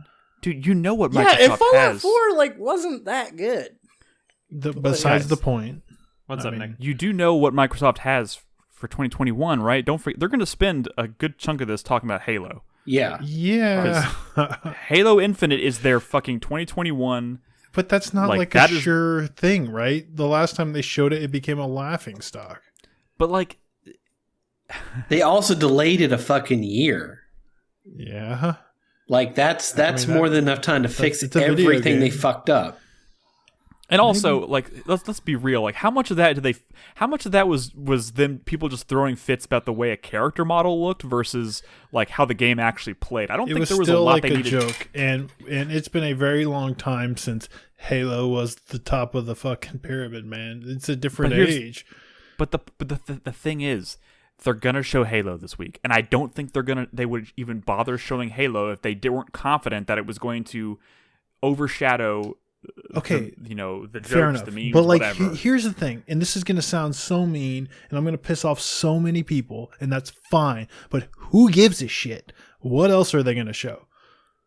I mean, I give a shit, but I know, but that's why I said it was going to piss people off. I'm sure they were very excited when everyone started sharing that brute meme. I know, but Like, they don't give a shit about jokes. No press. I know they don't give a shit. But we've seen Halo. They've been talking about Halo for fucking well over half a decade. This Halo Infinite, like, okay, let's move on. Are they finally going to show Fable? I would love it. I think it's fairly reasonable. I They've would- been working on this game for several years now. That I'm gonna could be- be potentially really exciting. it could be. I would be shocked. I hope so. I fucking hope so. I mean, at least I hope they show something more than like that cinematic tease. Like, give us Of even if it's like a course. I mean, 30-second gameplay snippet or something. I don't fucking know. I mean, Like, I just want to see why can it not be like a big, huge 3-minute like boom? It comes out this holiday season. Why can't it be that? I mean, maybe, but I'd be Why all not? I don't about see it coming out. I don't see it coming out this year. I mean, but- because I'm thinking about it in terms of when they first announced it, which wasn't all that long ago. It clearly wasn't even ready to show like what the game actually is, and that was just before the fucking pandemic started. And now it's kind of like, do you think with the pandemic they were able to get that, not only get that game to a point where it's like done, but like done and ready to launch when it was still early in development? We saw gameplay of Elden Ring for the first time today, and it's coming out in January. So, like, who I know, knows? but it's also been in development.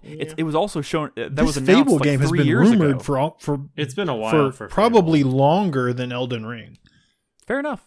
I hope you're right, because I am both excited and dreading that reveal. Maybe that's what. Maybe this is me. You know they're going to show it, and it's going to suck.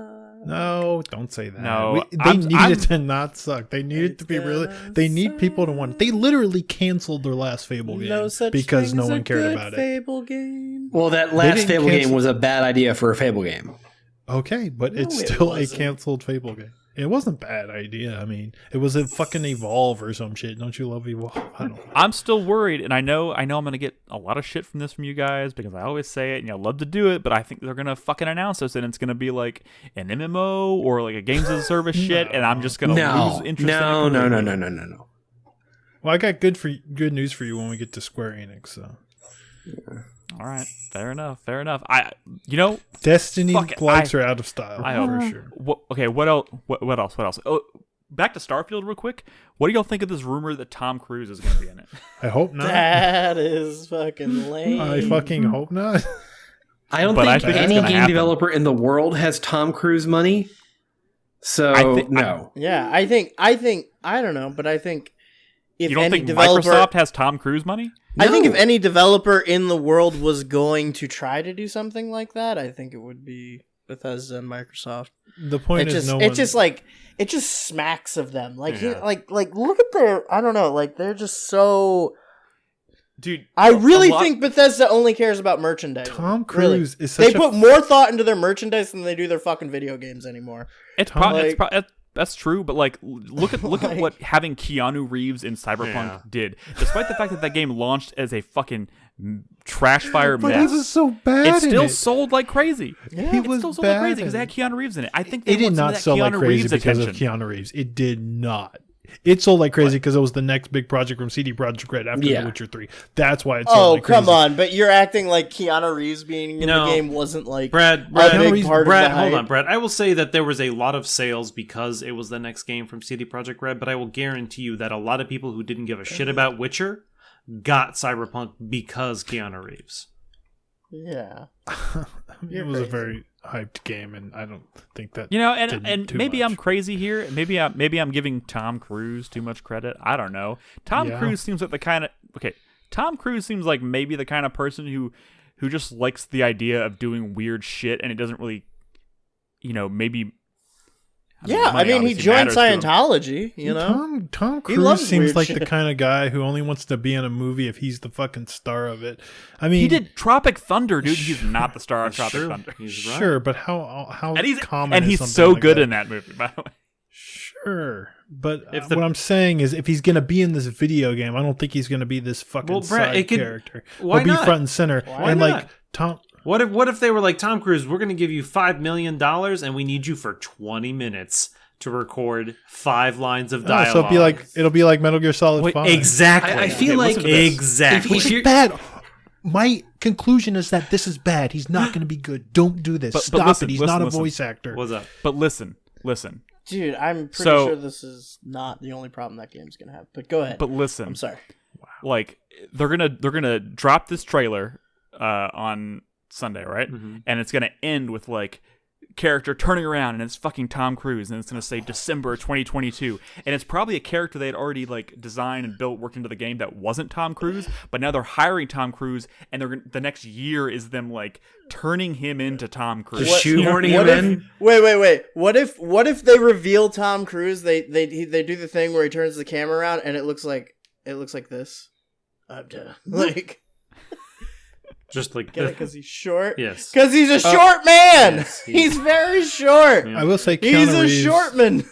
has much more like internet cachet, like nerd cachet, than Tom Cruise does. Sure, who it's just not. Bethesda doesn't give a fuck about internet cachet. They want everyone in the fucking world playing their games. I don't think get Tom it to your Cruise is fucking that head. kind of Bethesda audience are draw huge anymore. fucking sellout hacks. Okay, guys, pause for a second. We need to talk about stuff other than Starfield. Well, actually, we haven't even talked about the substance of Starfield. What do you think it's going to look like? You think it's going to look like, I don't know. What? It's going to look like a Bethesda game. Yeah. It's going to be generic sci-fi as hell. Like, okay. I like have no faith in Starfield. Yeah, but faith in Starfield at all.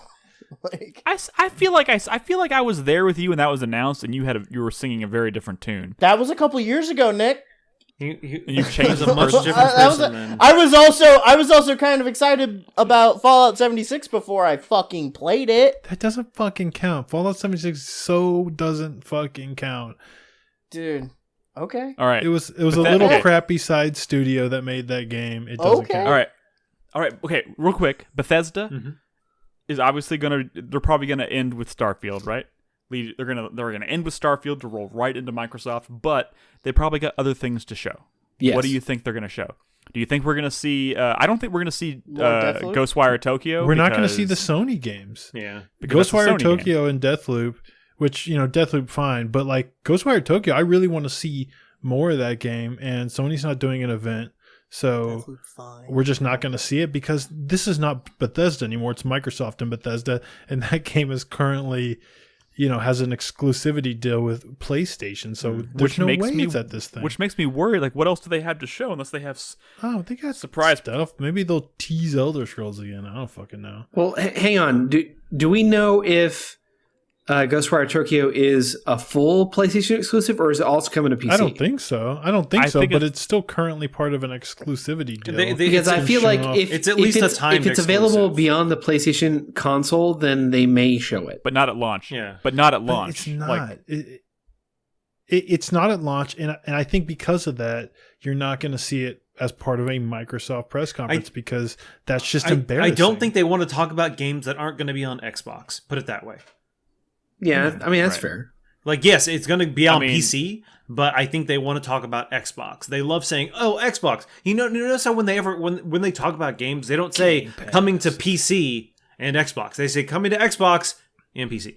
They always lead with Xbox, and it'll also be on PC and Game Pass. Obviously. So I don't think they want to say, "Oh, Ghostwire Tokyo on PC," and that's it.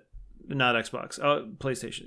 They're not going to bring that Especially up. since this is I believe an Xbox showcase, not a micro. It's not like it doesn't say Microsoft showcase. It says Xbox showcase. You know what I mean? It's like I believe that's that their Bethesda platform. can still make a good video game, and people treat them like they're modern BioWare or something. But in reality, Fallout 76 doesn't count. Fallout 4, sure, maybe it wasn't great, but honestly, I feel like if you don't like Fallout 4, I mean, honestly, a lot of those same flaws were back in Fallout 3, dude.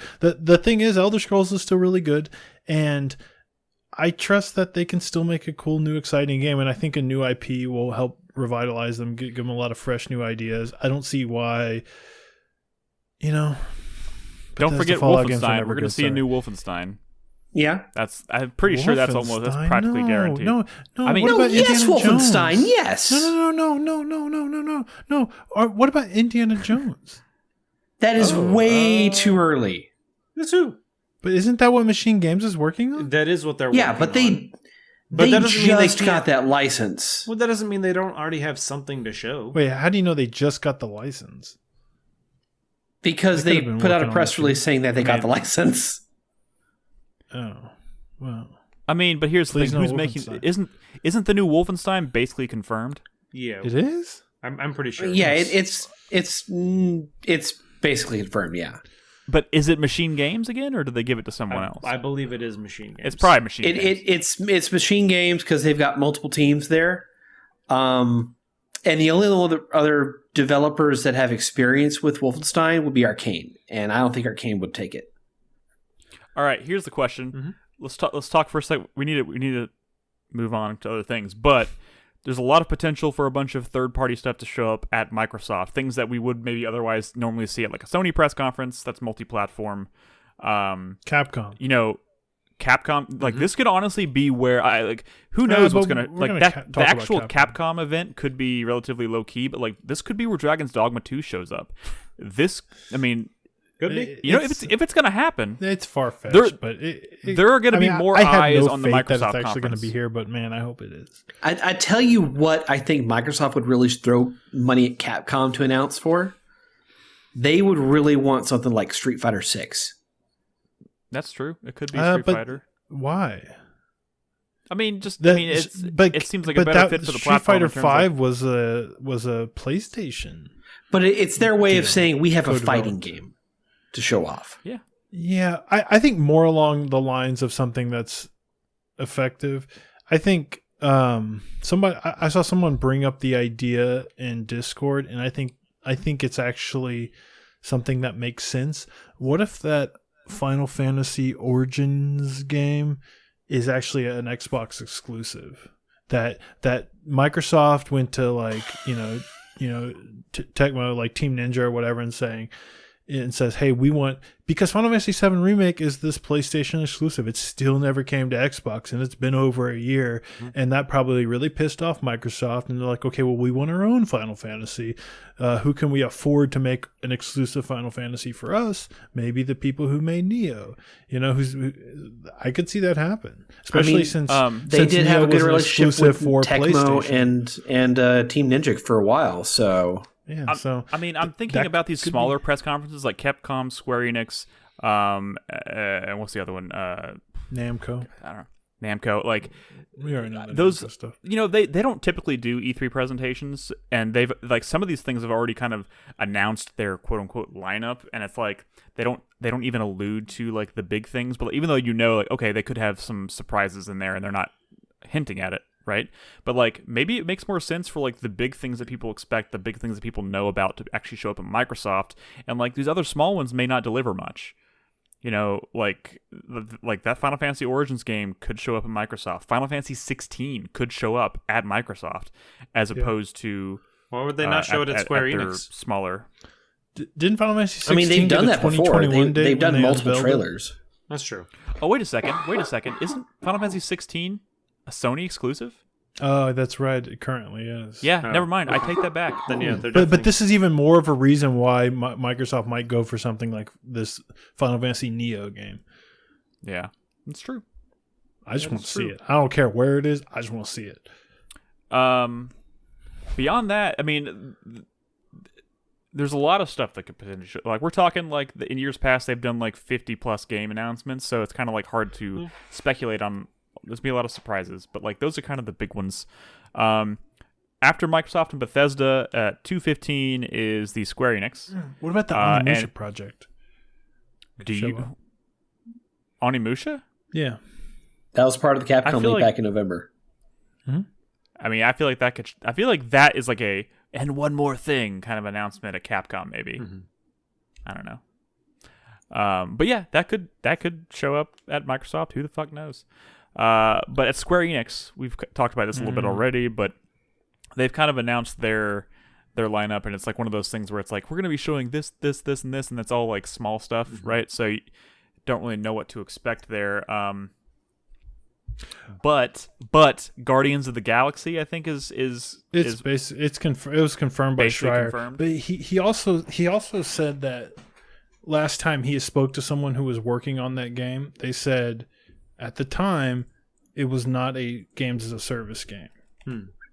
Things could have changed. It sounded like maybe that conversation happened years ago at this point, but also the Avengers has happened since then. Yeah, we know how. Well, you that can only went. pivot so hard in a certain amount of time. But here's what they're saying is going to be there, and this is obviously just what's confirmed. A world premiere from Eidos Montreal, which is basically the Guardians of the Galaxy game. Babylon's Fall from Platinum. Boo. Right, that's a Platinum game. Yeah, something that looks like. I feel like that's just going to be an still can't- update and nothing else. I still can't picture that game in my head. Like, I've seen a trailer for it. I can't. Not surprising. It's Can't kind of evoke forgettable. an image of it. It's kind of forgettable looking. Life is Strange: True Colors, which that's been announced, so we know that. And then something about Marvel's Avengers. Oh, I think they're gonna talk about Spider-Man. a new character expansion. Oh yeah, Black the Panther Wakanda expansion. Yeah. Let me get like super crazy for a second, because we're talking about Life is Strange now. What if Microsoft? I'm going to throw out two names as potential purchases. What if they bought like Capcom? Bought Square Enix? What if Microsoft runs into Square Enix because they fucking bought them? Dude, what? Yeah. Okay, that is. I don't buy it. You said they literally just bought fucking Bethesda.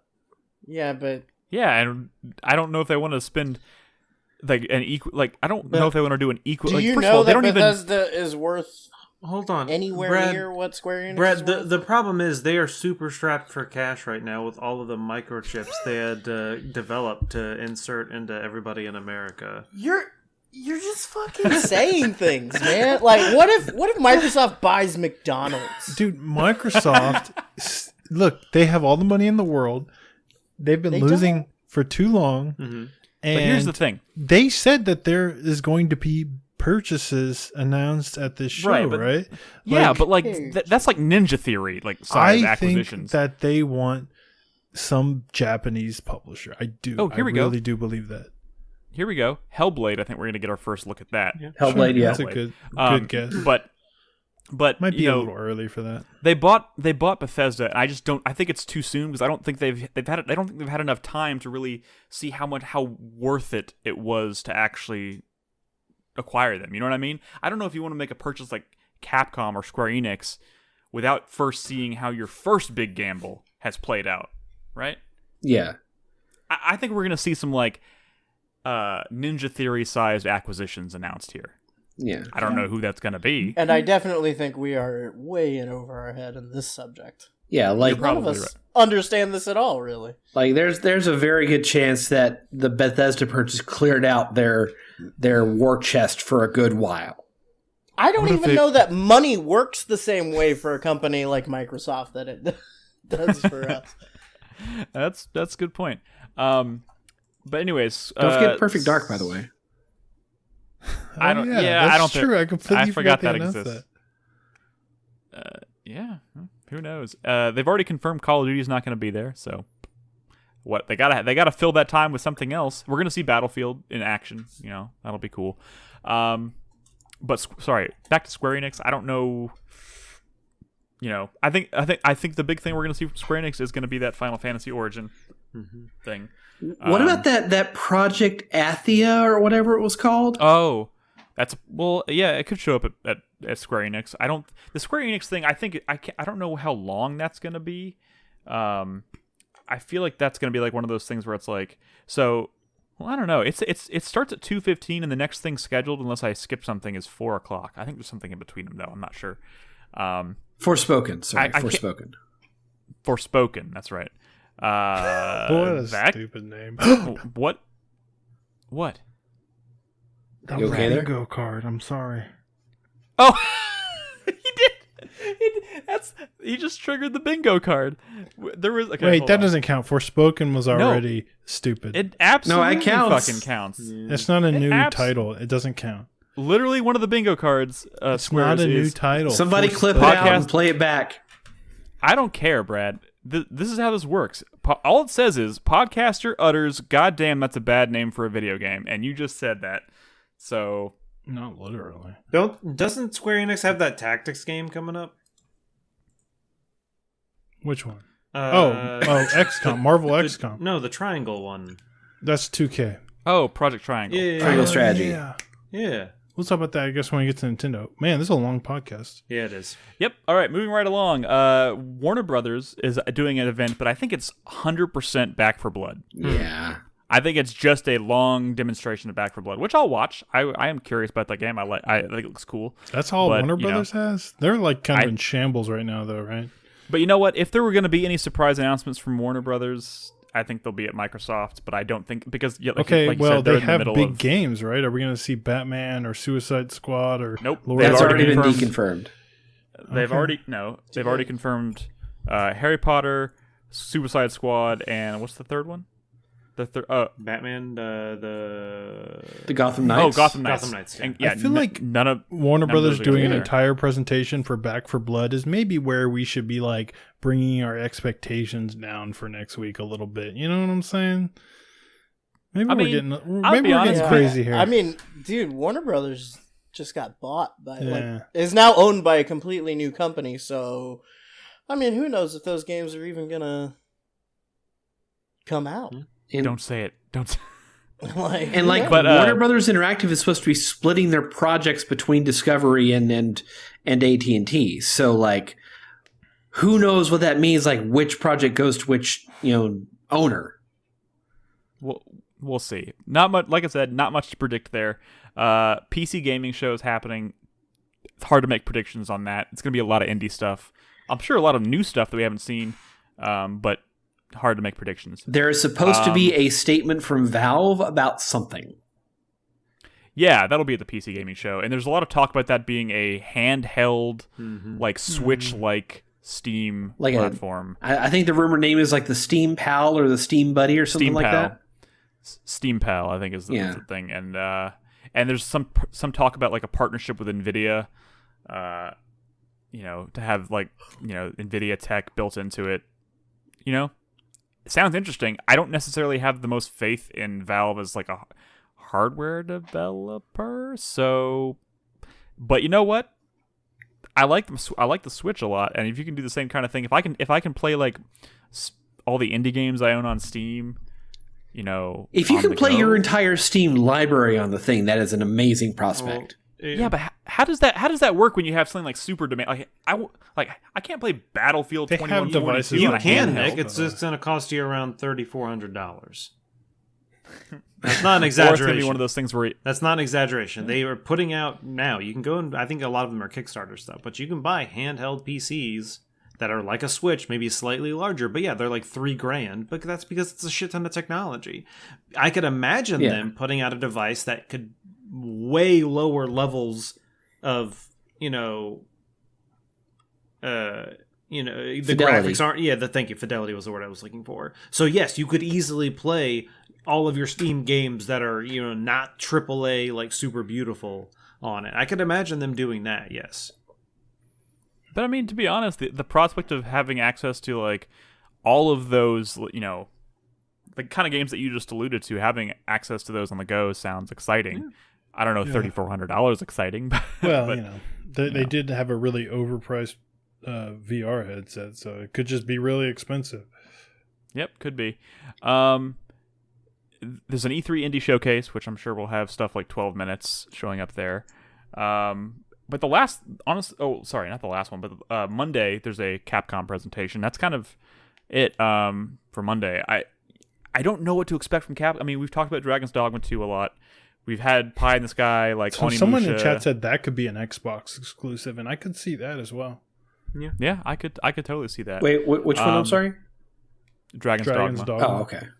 But there was a lot of stuff on that leak that we basically kind of know that there's an Onimusha game. I would not be surprised if we get a tease of Onimusha at Microsoft or Capcom. Like I said, I think that could be a very good like closing tease for a Capcom thing, where it's just kind of like a 30-second teaser, cinematic teaser or something. Which is, Capcom, honestly, that's really all I want. That's really all I need because of right the now. leak. Because of the leak, Capcom has a big chance to surprise because there's certain things we know that they've been working on. But, also Capcom could just be like completely whatever. If you just think about some of their past E3s, they're another studio maybe that they has, show has Street released Fighter and they've released their lineup for E3, and it does not make any allusions to like surprise announcements. No. But anything could happen. Capcom has, I think, a lot of potential to steal the show. Maybe if they are adhering to the schedule of the leak, then we may see a Resident Evil project announcement. No. Please give Resident Evil a break. No, it's true though, because they do have that leak had. What if it's Revelations 3 though? No, it was the multi. What was the co-op Resident Evil series from the early 2000s? Outbreak? Zero? Outbreak. I believe. Outbreak? Yeah, it was Outbreak. I believe like there was an Outbreak game in development, maybe according to that leak, and that some Resident Evil thing was supposed to be. Maybe that was a movie. I don't know. Whatever. I mean, they got a lot of stuff. They got a lot of stuff. A lot of irons in the fire. And there was a thing just today I saw about. I don't remember who it was from. It could have been a Jason Schreier thing. I don't remember, but something about the talk now is that Resident Evil 9, whatever it is going to get like the longest development cycle of any Resident Evil, and it's like we're talking like 5 or 6 years. Yikes! But take that with a grain of salt because I don't know if that's accurate, but I heard it today, so I'm mentioning it here. Gigamir in chat says Resident Evil Outrage, I think, is what showed up on the leak, and that apparently is the next Revelations game. Yeah, and he says Switch only. That's weird. Also, don't forget we have the Resident Evil 4 VR game coming, which actually looks kind of cool. Which could be cool, whatever but happened to that multiplayer shooter that they're doing? Reverse. I've heard that's bad. Reverse, Chris Davis. Oh, whatever. It looks bad. Reversed? It looks very bad. I think it's out. Is it not out? Or is it just in beta or something? I think they had a couple betas. You guys haven't played it? No, I hope it's out so we never have to think about it again. That's your job, Crispy. It's multiplayer. But to be honest... It really seems like a Chris Davis thing. But okay. How dare you, first off? Hey, multiplayer shooter and Resident Evil? I mean, that's your wheelhouse, my dude. What was the last Two one very different tastes.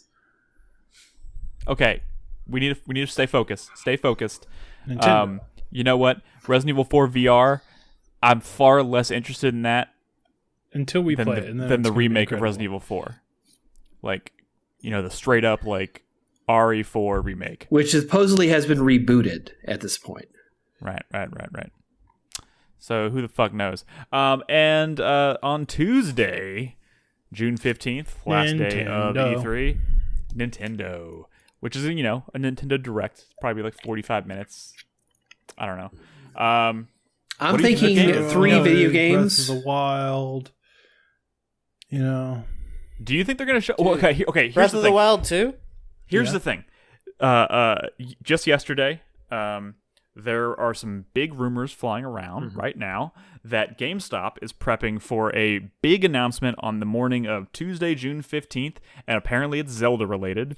And there's there's even a circulating photograph that may or may not be authentic of a 30th anniversary like Zelda poster that they're going to be giving away, which makes people think they're going to announce the 30th anniversary collection, kind of like Mario All-Stars. It's going to have Ocarina of Time and all that shit on it. Which, fuck it, I really want that. Oh my god. Wait, like that fucking Master Collection thing they did on GameCube back in the day? No. Do you remember I that? think it's more Yeah, like the Master Quest, you mean? Master Quest, yeah. No, there was one that came, like, you had to buy it, like, with the GameCube. Stop porting games and telling us it's a celebration. Come on, man. Hey, I don't care what you say. The fact that Ocarina of Time is not playable on my goddamn Switch right now is a travesty. So I want that game on Switch. A lot of things aren't playable on your Switch. I also want my dream lineup would be Ocarina of Time, Twilight Princess, and Wind Waker, the remakes that came out on the Wii U, available on my Switch. In one day. Okay, is that on the bingo card? Yes. I mean, the 30th anniversary wanting ports 35th. of games you already own. Nick, Sorry. what happened to Majora's Mask? Yes. That too would be nice. And honestly, if That they put too would Ocarina be of Time nice. on That there, tone, wow. Guys, this is so bottom of the It'd be nice. barrel. Come on, is there anything exciting they could do with Zelda?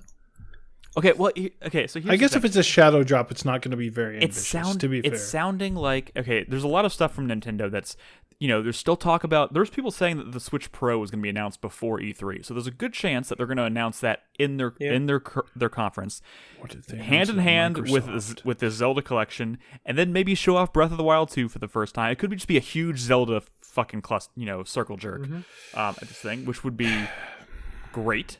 It's also the 35th anniversary of Metroid. That is the big We're question definitely not seeing Metroids. That's the big question mark.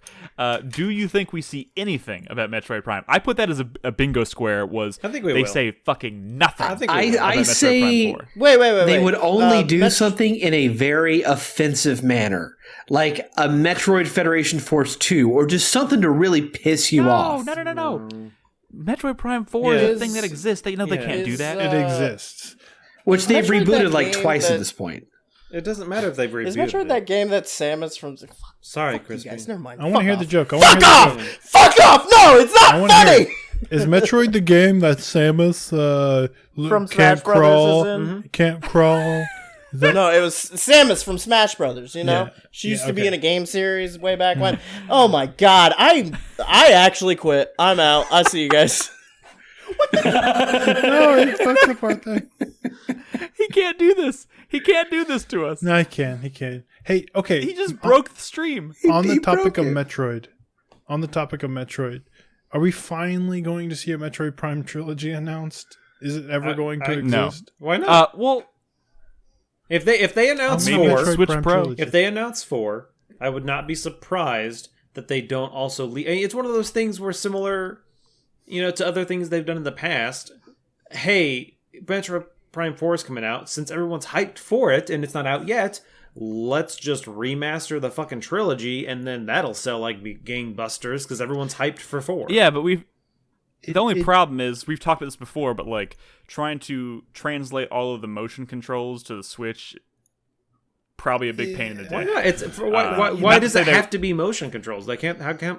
Why can't it just It be? won't be all motion. No, I'm saying it won't be motion controls, but they have to basically retool the entire game. I get it. because of that. I get it. I mean, it's really only tricky for 3, right? Mm-hmm. Because 1 and 2 were already non-motion control games right. to begin with. But I mean, it can be done. Hey, Why I hasn't think it been done yet? a Now's lot of the these time, things, right? a lot I of feel these like things now's are the time. realistic. A lot of these things are realistic. All right, let's talk about unrealistic. Hey, I Advance still have some Wars. community things we need to go through, so let's. What unrealistic things do you have, Brad? Advance Wars. No, Is not it possible? Why No. not? 100% no, because that series is dead. Yes. So is Silent Hill. Fuck you. It is, and it fucking is. And Konami's not going to be here this year, so you know what? Fuck Konami. I don't know, dude. Nintendo. You know, Microsoft buys Konami. What community question do they have about Nintendo? Well, let's see. Let's rattle some of these off real quick. Okay, so one Mr. Boy, from Illinois, says his pie in the sky announcement for E3 2021 would be a new 3D Donkey Kong Country game from the creators of Mario Odyssey. Even better if it's a successor to Donkey Kong 64. That game is underrated. Fuck yeah. Wasn't there Crispy's on board for that. That's strong praise for Donkey Kong 64, but okay. I'm into it. Donkey 64 was good.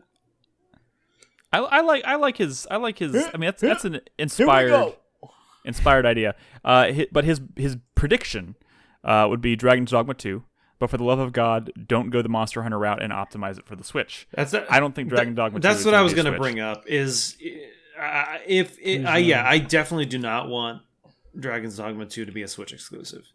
For sure. No, please no. I don't think it. Now, will be. if it is a Switch you know, Pro exclusive and it looks amazing and it plays great, maybe. But I do not want it to be on the Switch. Even then, Speaking of the Switch Pro, he has a question related to that. He says, what would a Switch Pro have to be hardware-wise to compete in today's climate? Is the answer to abandon the handheld aspect or embrace it completely? And he says Nintendo's going to have to pick a lane at some point. I don't think they can abandon it. I think that aspect of the Switch is what makes that thing wholly unique and stand out. What about the Switch Lite? Who cares about the Switch Lite? Does the Switch Lite? I think that they can go with like a 2-tier system to where, there is a Switch Lite, but then there is the Switch Pro, which is the one that's dockable that works with your TV. And the price difference will be like $100, $150. The conversation, and I'm kind of regurgitating what I heard on the Bombcast this week, but the conversation over there was that it sounds like the Switch Pro would retail for like $399, and then they would phase out the regular Switch right now, and it would be the Switch Pro or the Switch Lite. And it's so weird though, right? $399 is kind of a weird price considering you can get an Xbox for $300 and a PlayStation 5 for $400. Theoretically, I mean, but I think it's the fact that they're trying to make the handheld system so much better in terms of like having 4K resolution on a 7-inch screen on the go. Like it's kind of hard to avoid. I don't know if they're going to hit 4K on a screen. Sorry. Let me rephrase that. 4K on a screen of that size is completely pointless. That is way too many pixels jammed into way too small of a screen. The largest I would see them going is 2K. I think the early reports are that it's a 720 screen and it upscales to 4K docked. Which is crazy. If it's upscaling, I think it's going to be digitally upscale. I don't think it's going to be native resolution. Yeah, of course. Yeah, even having stable 1080p 60 would be great. Yes. But to answer the question, I don't think they can abandon the handheld aspect of it. It's just too unique of a feature. There's a lot of info on this thing, and none of it suggests that they're abandoning any of that. Yeah. So, hey, here's one. It's exciting. Nintendo, Bayonetta 3. What the fuck? Where is it? Yeah, maybe. Okay, Gamerbeck said just this. His prediction is that Platinum Games is going to announce at least 3 more projects that they're working on. He doesn't mention Bayonetta 3. First of all, that could show up. Do we know what platform that is? Is that just Switch? Bayonetta? Yeah. Yeah, it's a Nintendo exclusive now. Okay. Yeah. They saved Bayonetta. I mean, that could show up. Now That could show up on Nintendo. Bayonetta shows up and she's bald. Microsoft buys Platinum.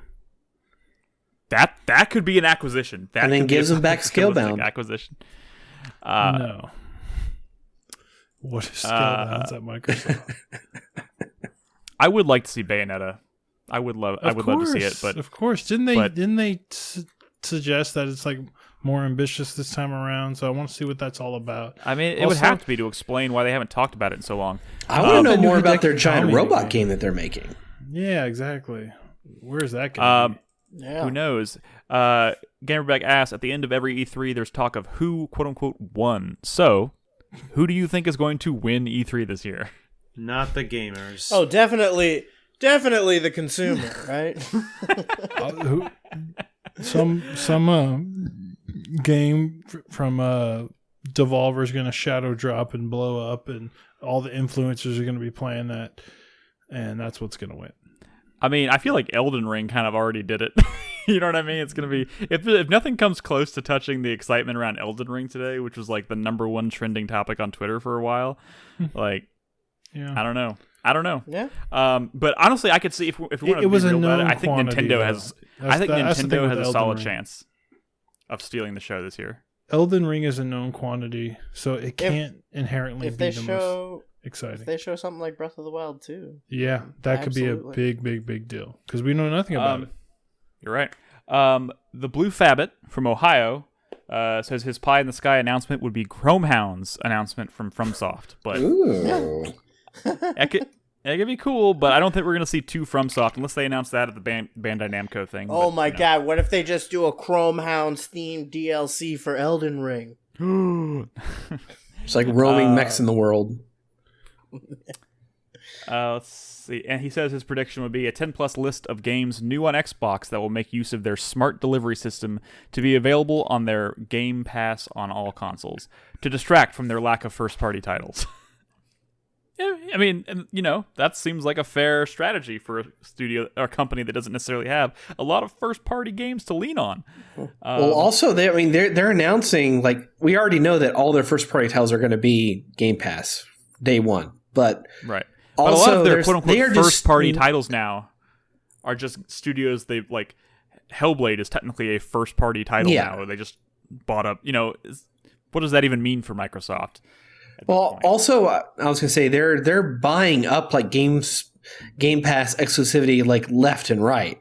Like we found out the other day that Scarlet Nexus was isned out for another 4 or 5 months. Probably it's going to be on Game Pass day and date. Oh yeah, yeah.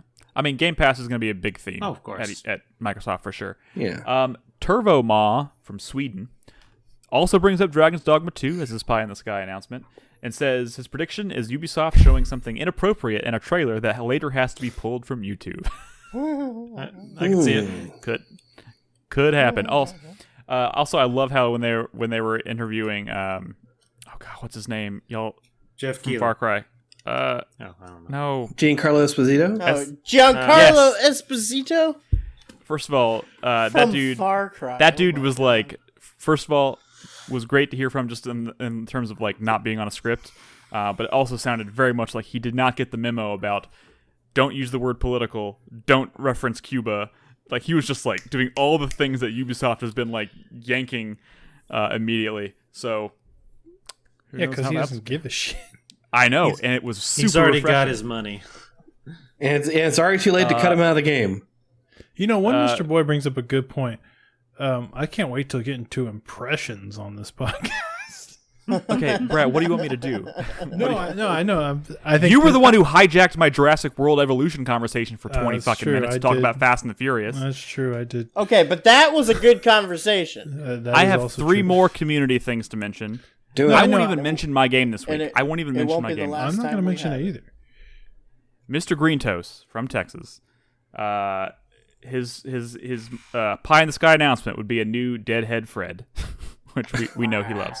Okay. And he says, prediction, Elden Ring footage. He already nailed that, but I think he submitted this. Oh no, he submitted that yesterday. Too safe. You nailed it. Prescient. You nailed it. And how many games do you predict? He says, how many games do you predict you'll pre-order from this year's E3? But I feel like that was aimed at me. Yeah, probably. 0. I will pre-order 0. I will pre-order a Switch Pro if that becomes available. I will pre-order probably quite a few because I do that every year, but that's just me. And I don't necessarily condone that behavior. I just do it for myself.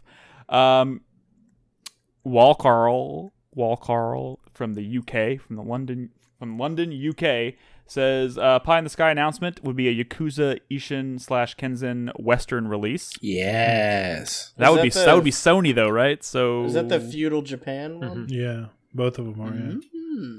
Yeah, but I mean, Yakuza's coming to like every platform now, so not just that, but they're making deals with Microsoft. Yeah, that's a very good question. He says, "What do you feel will be the most disappointing announcement?" Of like an unknown thing? Like the announcement's disappointing, or we all get really hyped about a game, it comes out and it sucks. How about that Marvel No. XCOM No, game? think of it this way. Think of all the stuff that we pretty much know is going to be there or have a high likelihood of being there. BioShock. Which of those things, which do you think is going to be the most disappointing? Like, we see it and we're like, I don't think I'm as interested in that as I thought I was going to be. Ken Starfield. Levine's game. Starfield. Brad, shut up. I feel like, I don't think it's gonna Starfield. be Starfield. I I think Starfield could be one. I don't know. there's man. no way Starfield. Look, Fallout 3. Maybe Fable. y'all didn't like it, but when they unveiled Fallout 3, it was the most exciting thing in the fucking world. Okay. Yes. There's no way they're gonna show off Starfield and it's gonna look bad. I think Fable. Oh my god, Chris! Thank you for that visual. Fable, I think is going to be mine. I feel like I am the most nervous about seeing that because I'm afraid I'm not going to like what I see. That'll be fine too. For once, Brad is being more optimistic than I am. It's very strange to hear. Anybody else? I think those are fine. I think disappointing could be like some shit where we find out that something is coming back that we really want to come back, but it is like a Switch exclusive or some shit, and you're like, oh, well, that's sad. If Dragon's Dogma 2 does happen like that, that would be a huge blow. So tragic. That was so fucking tragic. Like, I don't even want to answer this question because I don't want to end up setting up bad expectations for something. But here's the thing. If it is a Switch exclusive, what if it's designed from the ground up for the Switch Pro, and it does look shiny and beautiful? It just happens to be on the Switch. No. No? Fuck you. No. It All right, deserves the best, most beautiful hardware out there. All right, our last one tonight from the community comes from Casey Rhino from Seattle. He says, "Pie in the sky announcement would be anything Metal Gear." Don't think that's gonna happen unless you count the Metal Gear like tease from the Death Stranding thing today. Yeah. I mean, That is happen. anything Metal Gear. And honestly, it sounds a little bit like Casey Rhino didn't get the memo about Sony not being at E3 this year because he said his best E3 prediction would be God of Dad 2, which won't be there. Look up a game called Unmetal that's coming out. That one actually looks pretty good. No. But there is still the possibility that Sony's going to do a state of play during or around or shortly after E3 where they might. Yeah, at some show point God this of War summer, 2. but I think it's a little late. It's going to distance itself from E3 probably, but Yeah, who knows? yeah. And his question would be, will Konami make anything anytime soon, or is the pachinko money just too good to quit? The word is gonna right now continue to make they're outsourcing small all of their games. projects to other studios, probably because they don't want to work on them themselves. And that's the best way they can like crank out games for people who want them while also not abandoning the pachinko market, which is like their bread and butter right now, which sucks. But yeah, and they've already confirmed they have nothing for E3. So fuck you, real quick, we didn't Konami. mention 2K that does have their own press conference. There was that Marvel XCOM game that basically got leaked. Oh yeah, is that not on the schedule? Did I not put It that? is. It's not on our schedule, I don't think. Also, could we see BioShock finally? That would be a like. Well, specifically be a- BioShock 4. Yeah. I mean, As opposed Right. to... As opposed to what? Well, we also BioShock know 5? that Ken Levine has been working on a project for 7 years. but that's not BioShock. Yeah. We're talking about BioShock 4. I think we have way better chance of seeing BioShock 4 than whatever Ken Levine is working on. Because the rumors yeah, have been floating around about that. That could be at the Sean Elliott's Microsoft press BioShock. conference. Yeah. BioShock was huge for Microsoft back on the 360 and whatnot. So Yeah. sure, I could see BioShock. That for me, that could be a super big moment for the show for me. But we'll see what happens. All right, that's gonna do it for predictions, guys. I hope you'll join us for live commentary for the show. I don't think there's any point in me cutting into a break. I think Nolan just wants to give us an update on Biomutant, right? I know we're going to shift gears here real quick. Dude, at this point in But this you've been- podcast, I can give an update, but I'm going to give a 30-second update. We've been going for so long. Yeah. I would love to talk about it more. I just don't want us to make this podcast any longer than it already is. All I will note... It's your call. All I will note is I've played a decent chunk of Biomutant post major update. It improved a lot. Unfortunately, a lot of the improvements you have to manually change. Well, I'm just saying, like you Like going into the settings. Yes, you have to go into the settings and like you can completely disable the gibberish and the narrator. You can like reduce the frequency at which he talks, makes the game much more pleasant. You can change like the depth of field stuff. There's a bunch of settings you can do that make it much more enjoyable. But I will also note, how's the combat feel? Oh, what's up, Brad? How's the combat feel? Was there noticeable change? I believe so, but the problem is I think I took a large enough break in between playing it pre and post patch that I don't really remember. So what hard to gauge. Yeah, what I will also note is I can't remember who was in chat because I have a horrible memory. The first night that Nick and I were talking about it, but we had a lot of problems with the game and it's boring and slow to start. I will say that I finally have gotten to a point where it's opened up enough and I've started getting new abilities that allow me to traverse the world differently and new combat moves and stuff that do make the game a lot more enjoyable. I think it's just way too slow to start. It's kind of one of its downfalls. And maybe post updates, if you start this game after this major patch, you might not be as like downtrodden as I was when I first started it. So maybe it'll be easier to get to where I'm at. Yeah, in the game where it's that more patch enjoyable. is now available on console too, so I'm probably going to download that and give it another shot at some point soon. Yep. All right, but you're right. This podcast has gone on a bit, but so we'll end it here. But again, guys, E3 starts on Saturday. I'll be live around 2 p.m. Central Time. The full schedule is available on 4playernetwork.com. Just click on the link on the front page. You can see the breakdown. We'll be hanging out, watching the conferences, talking about it live. And then, of course, we'll revisit all the big news next week on the podcast and talk about our thoughts and whatnot so we can kind of see how right we were or how wrong we were. Don't forget to check out the bingo card. I think we've populated at least a couple squares today. And we'll see if we get a bingo. That should be fun. And in the meantime, hopefully you'll join us in Discord at discord.gg/4player. We have an E3 2021 channel in there. We'll be talking about that stuff all weekend long, I guess. And yeah, thanks for listening. We'll see you guys over the weekend, and we'll record another episode next week. Good night. Bye.